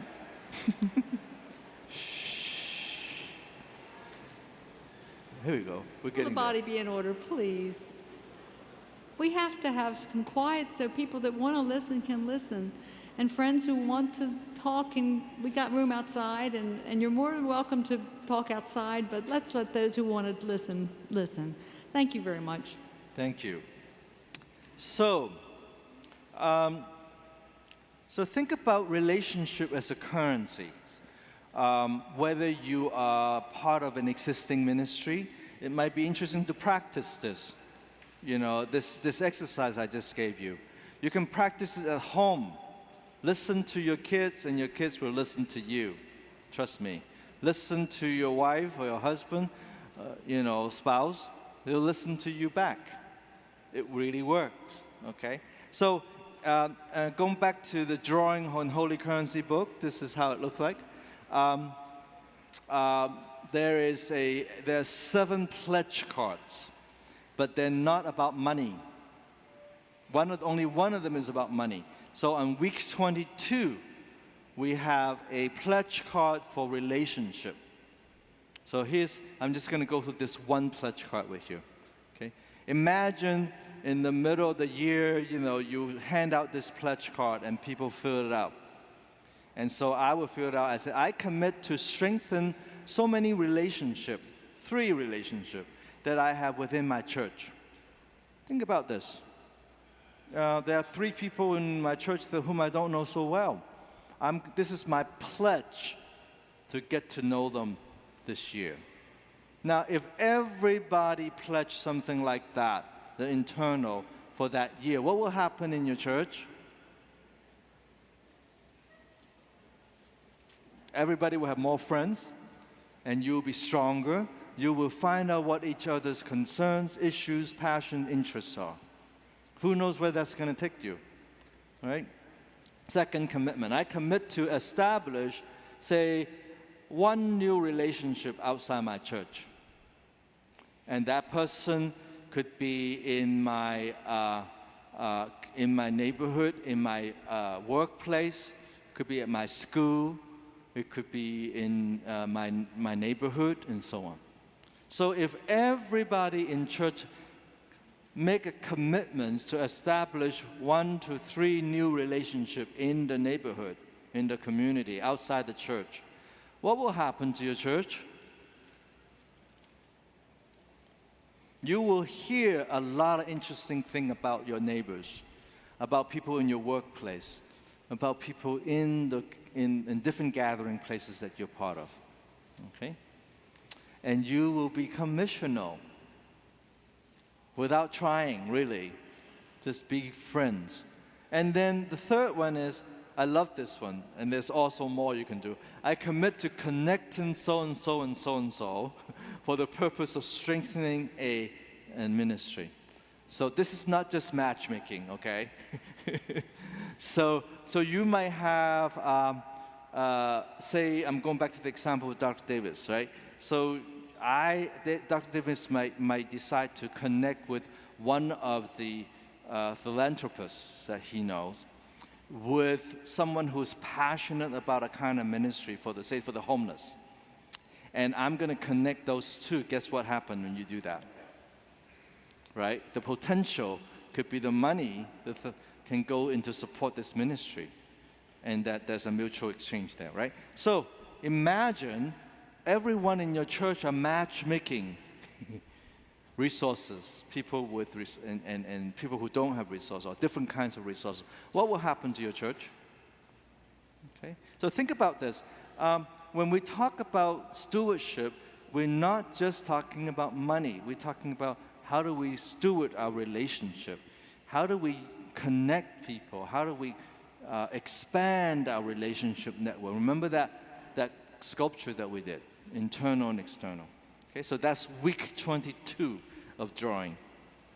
And one of the activity is that when we get to that, say your whole church is using drawing on holy currency. Everyone has one of these. I'm selling books now. And on week 22, everybody is doing relationship pledging. And you're supposed to take a picture of this. Once you fill it out, you have an accountable person, someone who makes sure you do it. And you send that picture to your stewardship person or group. And suddenly, that person get 100 of these in a week. And you can tabulate, how many new people, are we getting to know outside in the community? What can we do with these relationships? Let's gather later and say, what did you learn from getting to know people outside our church? And then you begin to move into the truth currencies. Okay? All right. So I'm going to talk about truth now. Okay? So this is the word for true in Chinese. I always think Jesus is more Chinese than European.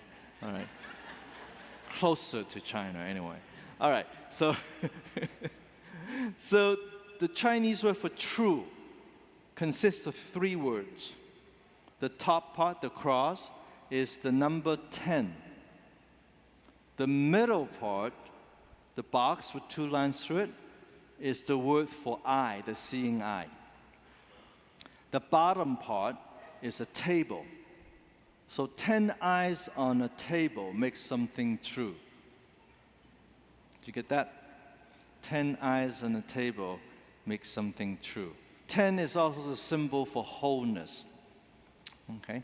So think about this. For something to be true, we need to raise up multiple perspectives for something to be true. This is the word for truth in Hebrew. Okay? And it consists of 3 letters. You go from right to left. Okay, so the 3 letters are the first and middle and the last letter of the Hebrew alphabet. It would be equivalent to our A, M, N around there, and Z. So the word truth don't connote a breadth, a wideness, an inclusiveness. Does that make sense? And this is no accident. The Hebrew word for falsehood consists of 3 letters right next to each other, like ABC. So this is intentional. So in the Hebrew mindset, for something to be true, it needs a beginning, middle, and end. There's a wideness to it. Very different from how we use the word true versus false, for example, It's a very narrow way of thinking about truth. Okay? And I just want to say that, and to help you understand, help us understand when Jesus said, I'm the way, the truth, and the life. And a lot of people will use that line from Scripture to say, well, Jesus is the truth, everybody else is falsehood. Okay? It's a very narrow way of thinking the truth.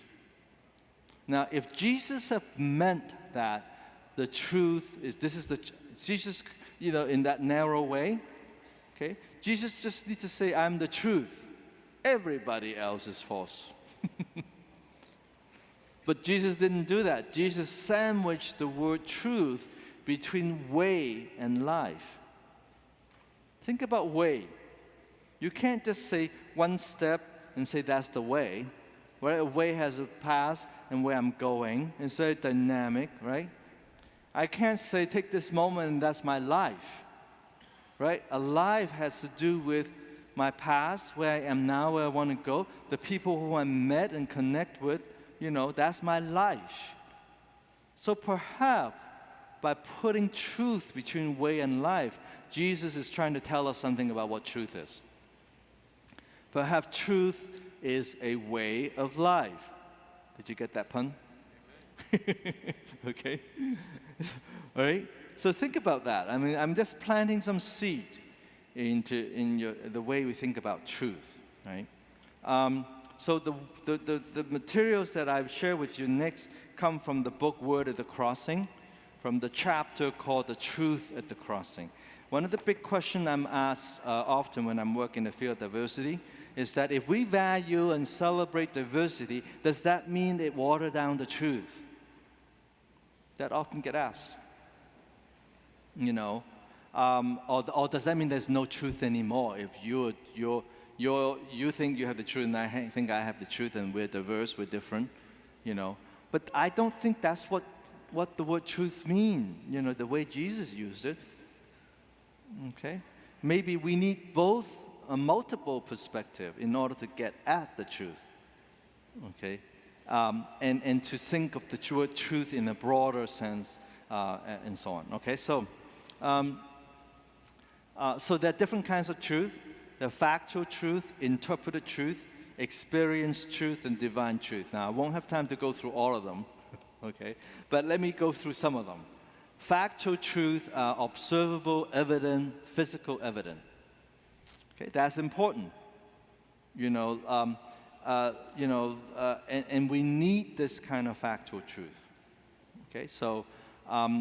And for example, when you're in the court of law, when you're asked to be a witness, what are you asked to do? To tell the truth, nothing but the truth, right? What does that mean? The facts, please. The problem with that is unless you're there with multiple cameras looking at the same event, you don't have all the factual truth, right? How many of you follow some of those trials, like the George Zimmerman one, he shot Trayvon Martin. That went on for a week, thanks be to God, that's just short.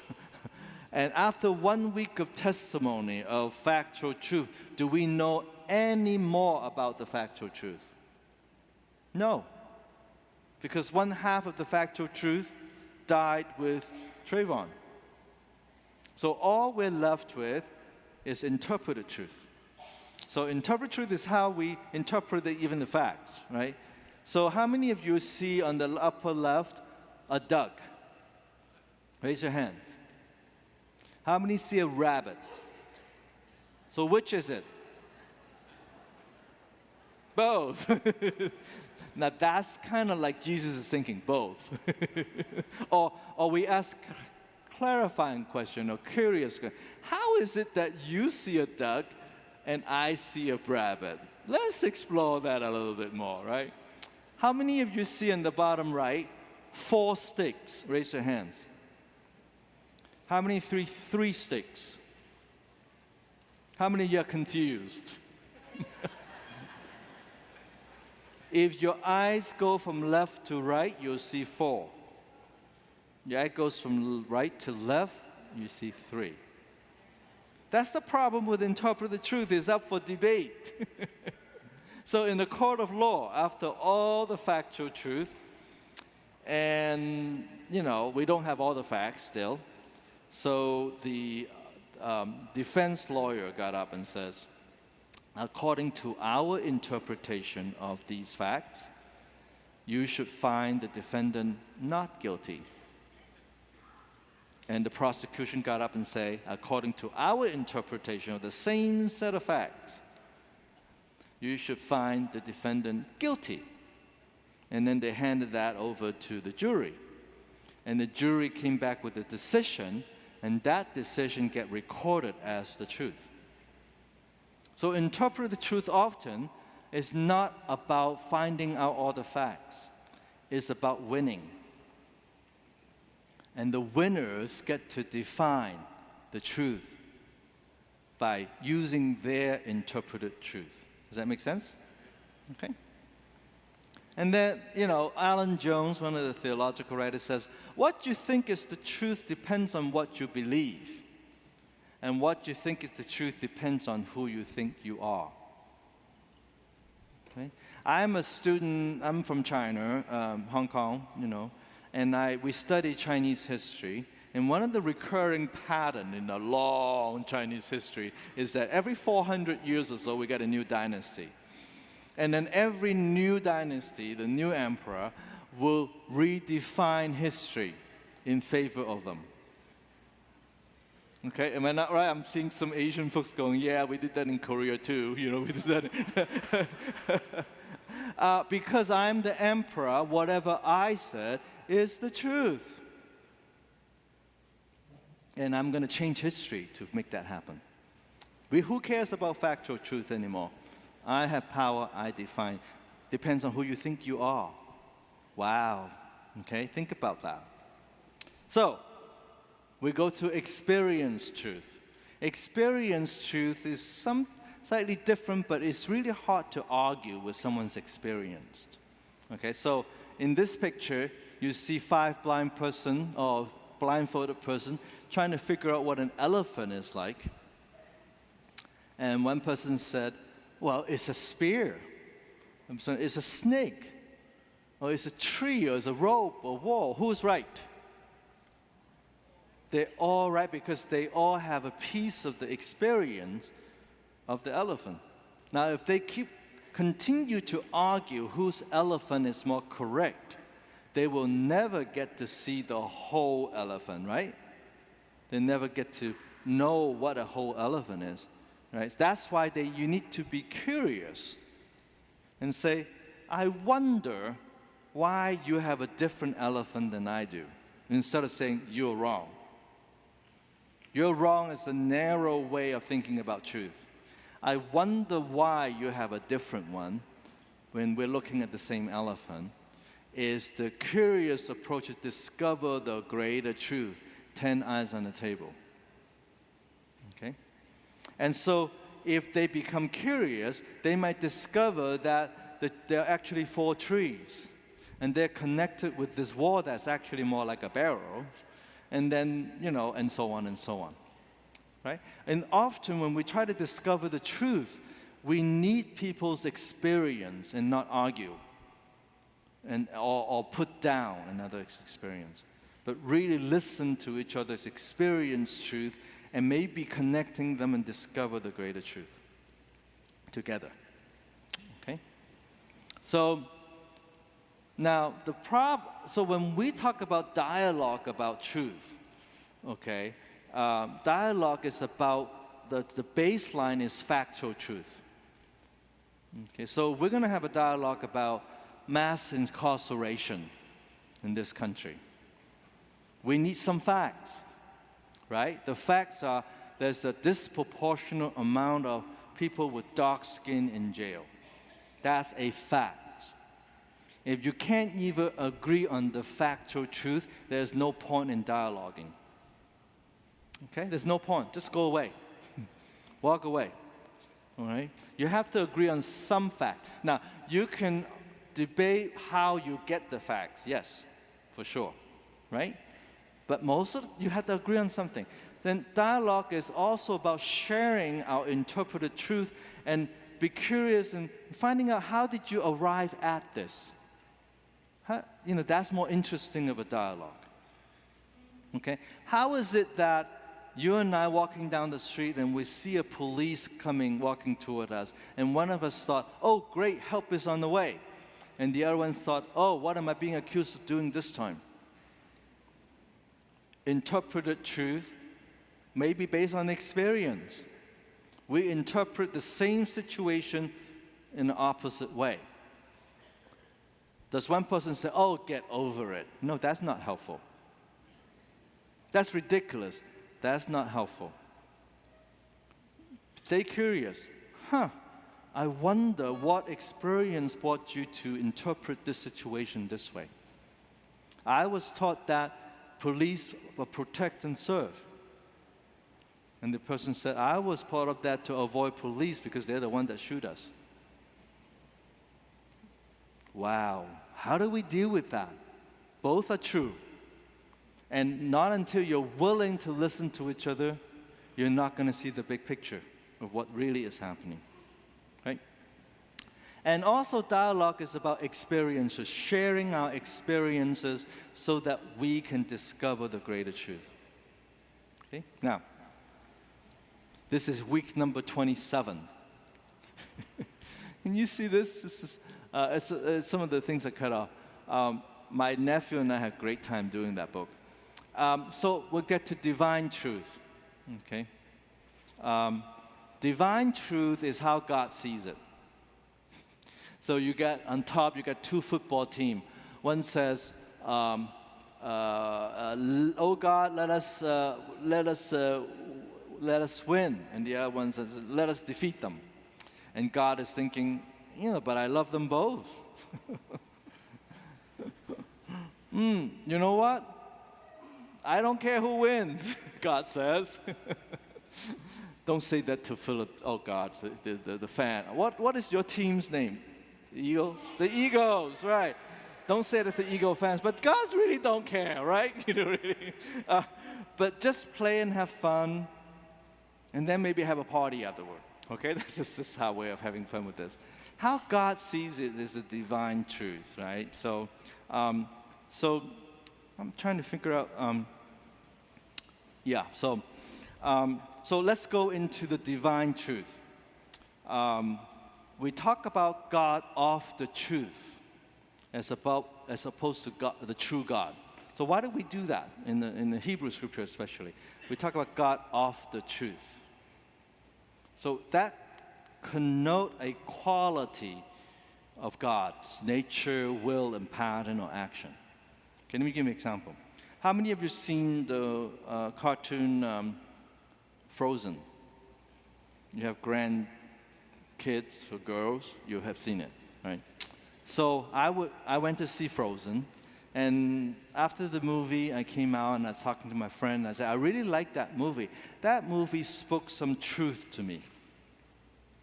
Now, what could I mean? What could I possibly mean by that? There's nothing factually true about a cartoon, right? Everything is fake. Someone wrote the script, someone pretended to be those voices, someone drew the pictures. There's nothing factually true about a cartoon.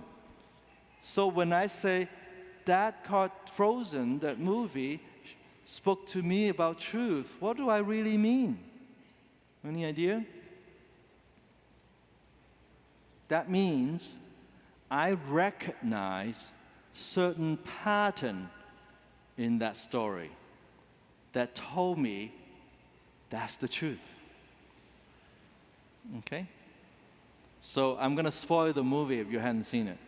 Okay, so at the end, Anna, who is dying of some frozen disease, okay? Why is that funny? And she was waiting for her Prince Charming, a romantic love figure, to give her a kiss to find true love so she would be healed.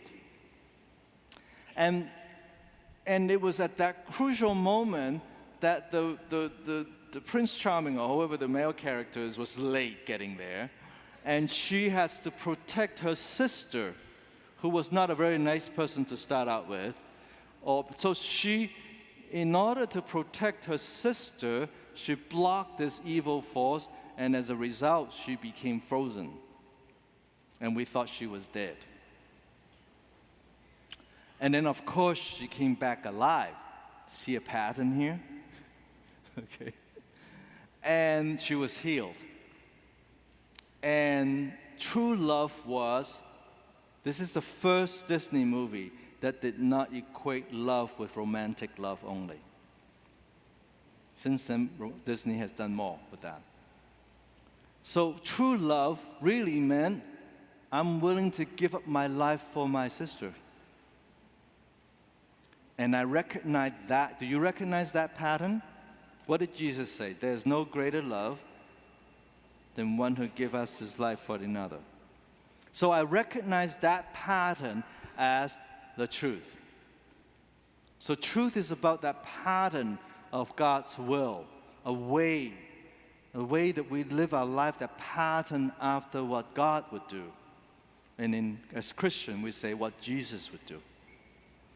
Okay, so we look for the truth by patterning our life after Jesus. That's what makes us disciples. That's what makes us people of the truth. It's not determined who's right and who's wrong. It's about how we go about the truth, discovering the truth that makes us disciples. Does that make sense? This is a lot of deep stuff. If you don't get it, don't worry about it, okay? All right? So here's another pattern. I want all the women to read this. Here's another pattern. Can you read it? My soul.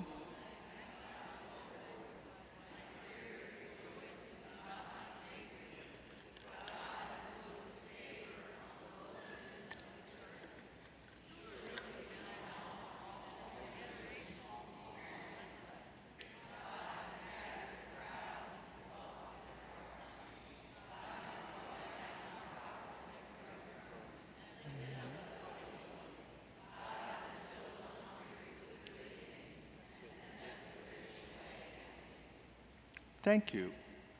What pattern do you see here? Have you seen that pattern anywhere else in Scripture? You see it all over the place. God brought down the powerful, raised up the lowly. All the time. Jesus does that all the time.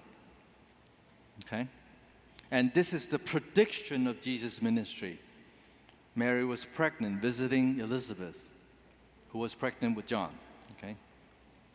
So the divine truth is this pattern. It's this pattern that I'm talking about. There are many patterns. Okay? And the divine truth always challenged the truth as propagated by the historically dominant group. So in this story of the woman crying at Jesus' feet, remember that story? She had a questionable reputation. You know, Simon the Pharisee invited Jesus to dinner, and this woman came in and touched his feet and anointed his feet. And so what is Simon thinking? The powerful perspective in this story. What is Simon thinking? If Jesus is a real teacher, he would know who this woman is and need to do something, kick her, get rid of her, because she is contaminating all the food at the table. We had to go through all that ritual to get clean again. So what did Jesus say to Simon? Simon, I've been in your house for a while now. You hadn't done anything hospitable to me. This woman has done nothing but to be nice and hospitable to me. So what did Jesus just do? Shh. So Jesus approached revealing the truth by raising the self-esteem of the powerless. You read all kinds of stories, you'll see that pattern, okay? And therefore, we don't have the whole truth unless we listen to the story of the powerless first. Why? If you only listen to the powerful's version of the story, their version is so bright and so loud that no other voices can be heard. Only when you're willing to listen to the powerless and often to voiceless, and pay attention, be curious, ask clarifying questions, then we're not saying we don't want to hear about the powerful's version. We just want to put their version of the story in perspective. When we listen to the powerless and then we listen to the powerful, we put their story in perspective. And you'll stand a better chance of getting at the whole truth. Okay? So, for how long had our historically powerful people said in our history book that Columbus discovered this great land? Right? So way back, a group of people who thought it was a good idea to name someone who looked like them to be the discoverer of this great land. And they make that the truth. I even got that in Hong Kong. Columbus discovered the Americas. We know nothing about the Indian except Native American except in movies. Okay, and they get killed in there, so. If you ask the Native American, they said Columbus didn't discover the American, he invaded. You don't have the whole truth until you listen to the powerless. Okay? So to get, this is an exercise you can do on your own, right?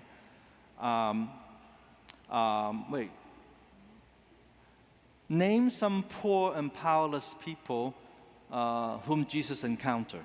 Just think about it right now. We won't be doing the full exercise. Describe how they were perceived as, powerless. I got this typo here. How they were perceived as powerless before they met Jesus, and describe what happened to them after they met Jesus. Just find those stories and read it. Okay? And you will see Jesus consistently say to the powerless, take up your pallet and walk. Okay? And so on. Woman, your faith has made you well. You see those stories of the pictures I got? Okay, so. And do the same thing with the powerful. And describe how they were perceived as powerful before they met Jesus, and then what happened to them after they met Jesus. Think about the centurion. Think about Nicodemus. Okay? Jesus' encounter of the powerful often caused them to go, wait a minute, I'm not that powerful after all. I don't have it all after all. And for those who gets it, like Nicodemus, who come back after Jesus was crucified and offer and give back. We don't know what happened to the rich young man. Hopefully he'll come back, okay, But initially it's that pulling down thing that I talked about, right?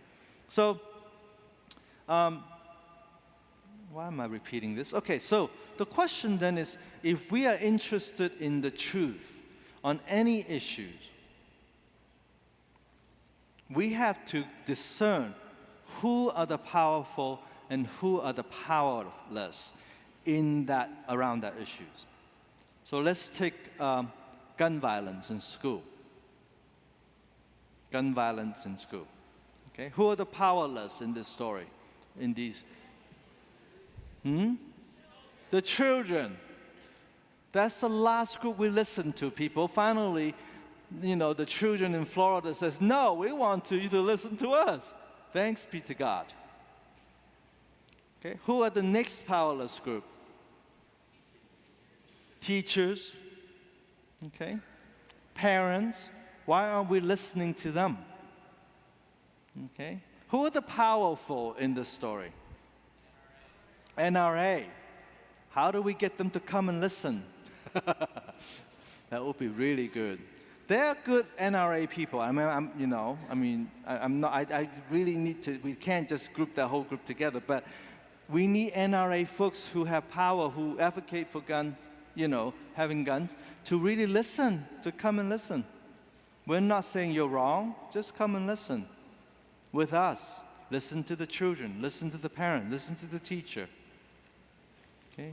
Maybe we'll go somewhere, we'll get somewhere if we do that. We'll get, and the politicians need to come and listen, right? And so on and so on, okay? So it's not about right or wrong, it's about getting at the truth by listening to the powerless first, and then we can listen to the powerful version, and then we'll get somewhere. With any issues, and there I mentioned sexual orientation. For the powerless, for the powerful, how do you engage in this conversation? Who do we listen to get at the truth as a community together? Not pulling apart on taking sides, but really listen to each other, okay? Right?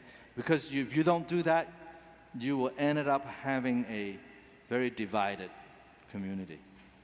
Only the willingness to do this is going to get you somewhere, okay? So how do you discern the truth? I'm going to close with, listen to the powerless part of yourself. This is an internal process. Are there part of yourselves that you don't want to deal with? You put down, you suppress. That's the quiet, small voice you need to listen to. Because if you don't, you are not a whole person. You're not a whole person. And that's a very difficult part of the journey, to know the still small voice within yourself and listen to that powerless part. Because that will inform how you use your power. Okay? Listen to the powerless member of your family. Who are the black sheep or yellow sheep of your family? I use colors carefully this way. Who's the white sheep in my family? I had a real revelation when my oldest half-brother passed away. I went to the funeral, and my nephew gave a wonderful eulogy and shared stuff about him that I never knew. And he was always the one ostracized from the family. We were told that he was crazy, he did awful things, and that's the powerful version of my family. Not until I listened to my nephew's version of it and kind of go, oh, there is so much about my family I didn't know.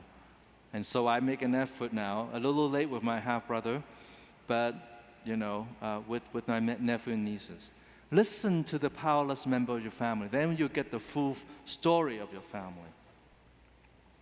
Listen to the powerless people in your church. Who are the ones that come in and leave right away? Who are the ones that sit on the fringe? Who are the ones that hover around, checking you out?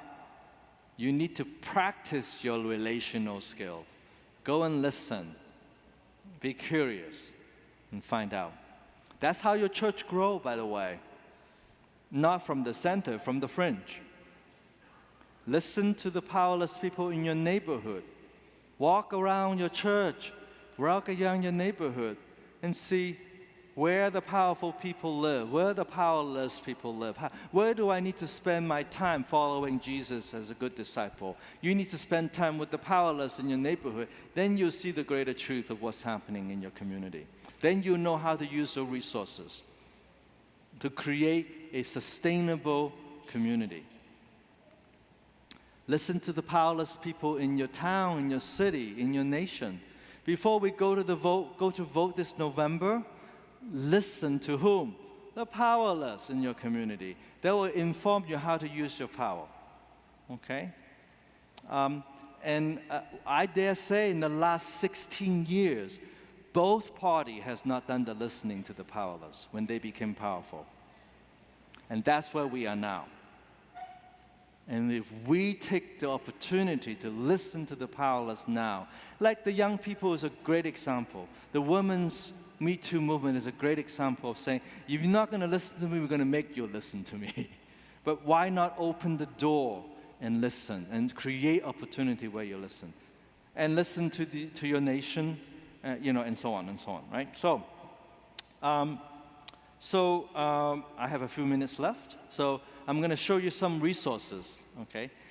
Building bridges Building Bridges is a resource that we have developed since the, remember the Dallas shooting of the police?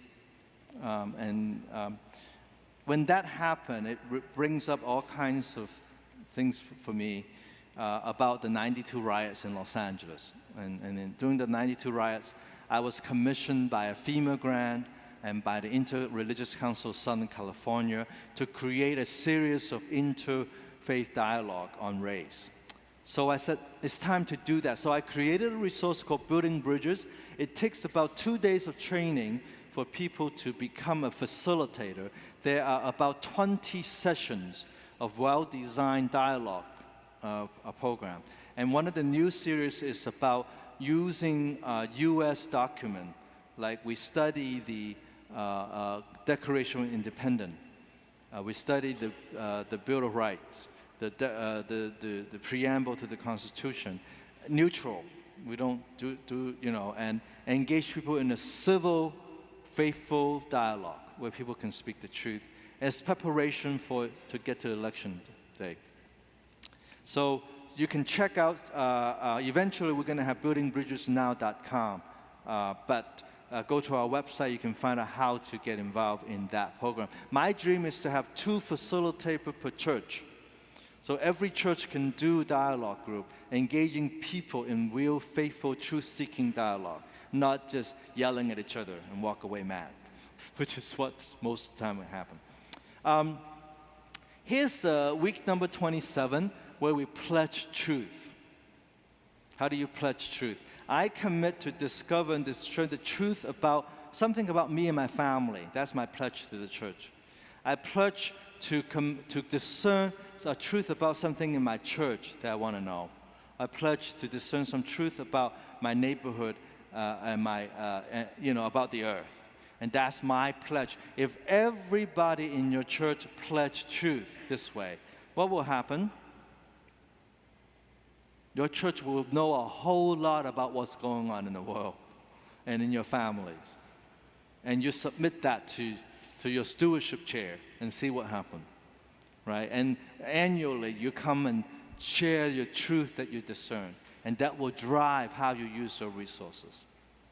So I spent some time on gracious leadership, relationship, and talk about truth, and so that we can celebrate diversity, which is your mission.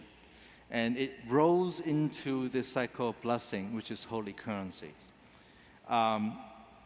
These are the early books that I have. If you have not read anything, I would recommend The Wolf Shall Dwell with the Lamb. If you read that, I would go on to Bushes Blazing, Inclusion, and so on. Those are the other books. Intimacy in the World of Fear actually deal with how fear is impacting the way we are as a community, and it separates us, it divides us, it stops us from having intimacy with each other. So that book is addressing that about fear directly. So it's finding a new life in this last 2 years, that book. And of course, the 3 Holy Currency book. And if you have not done anything, I would recommend the blue one. And if you want to get your church going in learning about offering the currency, the red one is the way to go, because it's 52 weeks of activities. And you can try it out with a small group and see, and let me know. You can register with me, and you actually, anybody who buy more than 25 books get an hour of webinar with me to get you kick-started. Did you hear that? Okay. Just me and your church. How cool is that, right? So, for those of you who can travel, we offer annual training. This is a 1-week training in July in Los Angeles, Summer Institute, for those of you who can travel. And we spend the first day on learning how to be facilitator, gracious leadership skills. Second 2 days on the Building Bridges curriculum. Okay. Third day is for people who want to be part of our family. So if you don't want to do that, you can go on tour LA, have fun. And then the last 2 days is on holy currency. And on Saturday, we divide into 3 groups. One group dealing with holy currency is stewardship, one group on ministry incubation, starting a new ministry, and then on interim ministry. So those are the, you can go to our website. That's my blog called The Sustainers, not Sataners, okay? Sustain, IST. And you know, it's a great resource. I've been writing for 5 years. There's a lot of good stuff in there. And this is my website, kscopeinstitute.org. You'll find our stewardship program, Building Bridges program. Okay? And so that's it. Thank you very much.